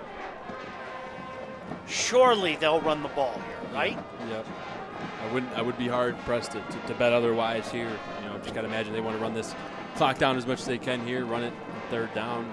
If it's 4th down, they'll definitely punt it away and try to play some good defense and close out this game. See if Oxford decides to use their final timeout should Grand Blanc be stopped. They keep the ball on the ground. They try the left side. Nice cut there, 30, 35, and they've got a 1st down. My goodness gracious. I didn't think he was going to get there, but a heck of an effort there by Micah Bell. And that's going to do it, Grant Perry. Yeah, that's going to be the closer right there. But I agree with you, Sean. Looks like he was going to get tackled there, was able to put his foot in the ground and have a nice burst there. Micah Bell, the junior, 5'8", 165-pound back, with what quite possibly could have been the game-ending play right there. So a fresh set of downs for Grand Blanc. They're going to win this one. Congratulations to the Bobcats. They're going to be quite the celebration here in Grand Blanc tonight. Shotgun formation, surely they keep it on the ground. Another handoff to Bell. He just kind of runs into the line. Ball protection all day. Don't think he picked up much. Don't think it matters much either. Oxford now choosing not to use those timeouts. Right there, Oxford loads the line of scrimmage, just gets about 7 heads on the line of scrimmage, not giving Micah anywhere to run. And right now there's really no place to run. Just stay in bounds, hold on to the football, and watch this clock run down if you're Grand Blanc. Well, you're seeing a lot of hugs on the home sideline now and some high fives and some back slapping down there. They're going to take their sweet time. 17 seconds on the play clock, $1:15 left in this game. They know the score. They know the situation. They're going to snap this ball, I bet you, with 2 seconds on that play clock. Play clock down to 3, down to 2. There's the snap. They take a knee, and they're going to have to take one more, and this one's over. A heck of a season for these Bobcats will continue, Grant Perry. A convincing 29-7 victory tonight over Oxford. Yeah, I mean, from what we last heard, it sounds like they're going to be taking on Rochester Adams, if I remember correctly, which that should be a good matchup. We had the opportunity to watch them earlier in the year, and both these teams coming down to it, hungry teams. That'll be a good game here next week. Let the boys celebrate. Your final score here tonight from Grand Blanc. The Bobcats come away with a 29-7 victory over Oxford. And Oxford, boys, nothing to hang your head about. A heck of a season by your Wildcats, and you did your community proud as well. Absolutely. I mean, 2 hard-fought games, and couldn't have asked for a better game here tonight. Your final, once again, Grand Blanc comes away with a 29-7 victory. Don't you go anywhere. We'll come back with some post-game for you right here on the State Champs Network.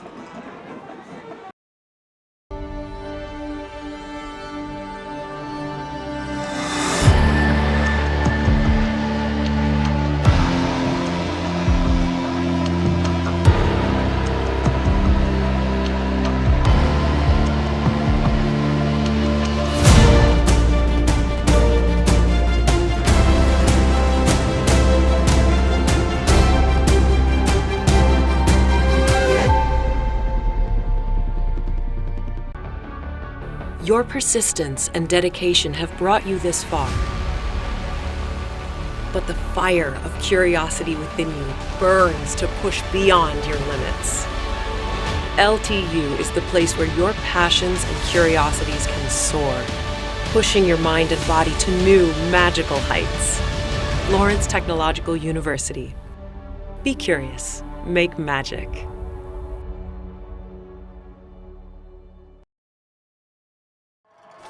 Attention, Grand Blanc and Oxford teams. Well, one of the coolest things in sports, the handshake.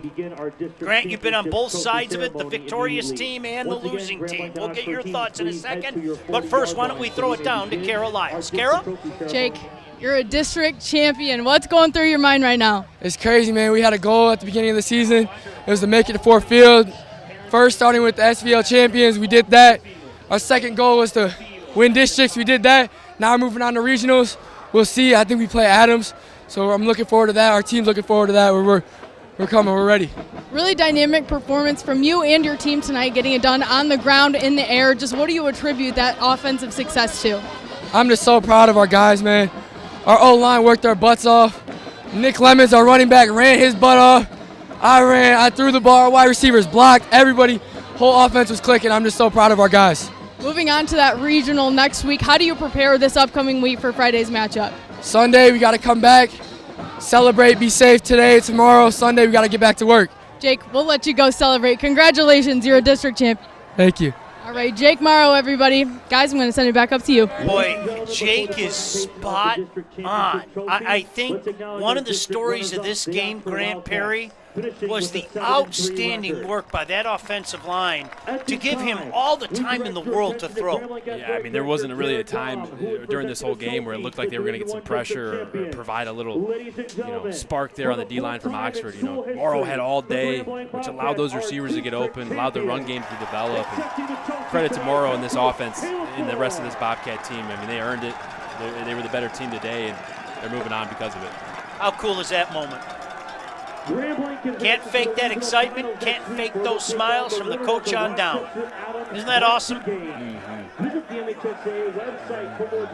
Boys will remember that forever. They're not done. You heard Jake talk about it. They're not done, but they're going to remember that absolutely, positively forever. Oh, isn't that cool? So some of the cheerleaders coming out there now. Maybe some of the parents, whatever the case may be. It is party time out here in Grand Blanc. Oh, isn't that awesome? I believe we're going to throw it down to Kara with a very special guest. Kara? Coach, you guys are district champions. The smile on your face says it all. What's going through your mind right now? So happy for these guys. They're so happy. Come here, Makai. Let's go, baby. So happy for these seniors, man. They bought in all year. Ever since I got here, these guys have done an awesome job. This guy's a leader, man. And he played his butt off tonight. So happy for our community, our coaches, parents who sacrificed so much. Just so thankful for this opportunity and for us to be in this position. And then these guys go make the plays that they did tonight. So thankful for them. How do you guys prepare moving into next week's matchup on Friday? It's just 1-0. It's the mentality. You know, it doesn't matter who's in front of us. We've been preaching it all year to the guys. It's just about us executing on Monday, Tuesday, Wednesday, Thursday, and then Friday. So they've done a great job of that all year, and we're going to keep it rolling. Coach, I think your guys want you to go over there and celebrate with them, so we'll leave you. Huge game for you here tonight. Got a little Jim Harbaugh talk to this guy. Just what was working for you guys on that defensive end? It was us just paying attention to the little details, staying focused all week like we preached all season, all summer. Everything came together, and it was just perfect. Everything flowed. The smile on your face says it all, but like Coach said, it's back to work tomorrow. How do you celebrate this win knowing that, you know what, hey, we're back to work as soon as possible? Right. We celebrate together, but as soon as Sunday hit, we're back on the next game. We're watching film, and we're ready for the next game on Friday. Hey, great game tonight. I know your team wants you over there celebrating too. Congratulations. Thank you. Isn't that awesome? Well done, Kara and Makai. You keep that smile on your face, man. You deserve it. You were phenomenal tonight. And your team was phenomenal. 29-7. Grand Blanc comes away with a victory over Oxford. Grant Perry, some final thoughts before we get out of here? I mean, Grand Blanc came out, did their thing on their home field, and they're moving on. Really good game, and give Oxford credit. They'll be back next year. They're a tough team. They play in a tough division, and they're bred for excellence. They'll be back here next year for sure. Looking forward to seeing you at Groves next week. Our second time there, no doubt about it. It's a pleasure to work with you. Kara Lyles, thanks for everything you do, and I say this, and please don't take these words lightly, the best crew that I know of, the state champs guys, not only are the great guys that I'm lucky enough to call friends, but they do a heck of a job as well. For everybody involved, my name is Sean Belizian saying thank you for inviting us into your phones, your laptops, your TVs, whatever the case may be. Your final score from Grand Blanc tonight, the Bobcats come away with a 29-7 victory over the Oxford Wildcats. Good night from Grand Blanc. State Champs Sports Network is presented by Lawrence Technological University. Be curious, make magic. Visit ltu.edu today. State Champs Game Time Live is delivered by Hungry Howie's Pizza, home of the original flavored crust pizza. State Champs Game Time Live is also brought to you by Reaction Technologies. Up your game. Go to reactiontechnologies.com for more information. The Construction Association of Michigan, the voice of the construction industry in Michigan. Alta Equipment, Michigan's #1 construction equipment provider, proudly representing the industry's top brands. Get the right equipment for your project every time with Alta Equipment. The Salvation Army, Register to Ring campaign. Support the annual Red Cattle campaign. Go to registertoring.com today. And the Michigan High School Athletic Association, promoting the value and values of educational athletics.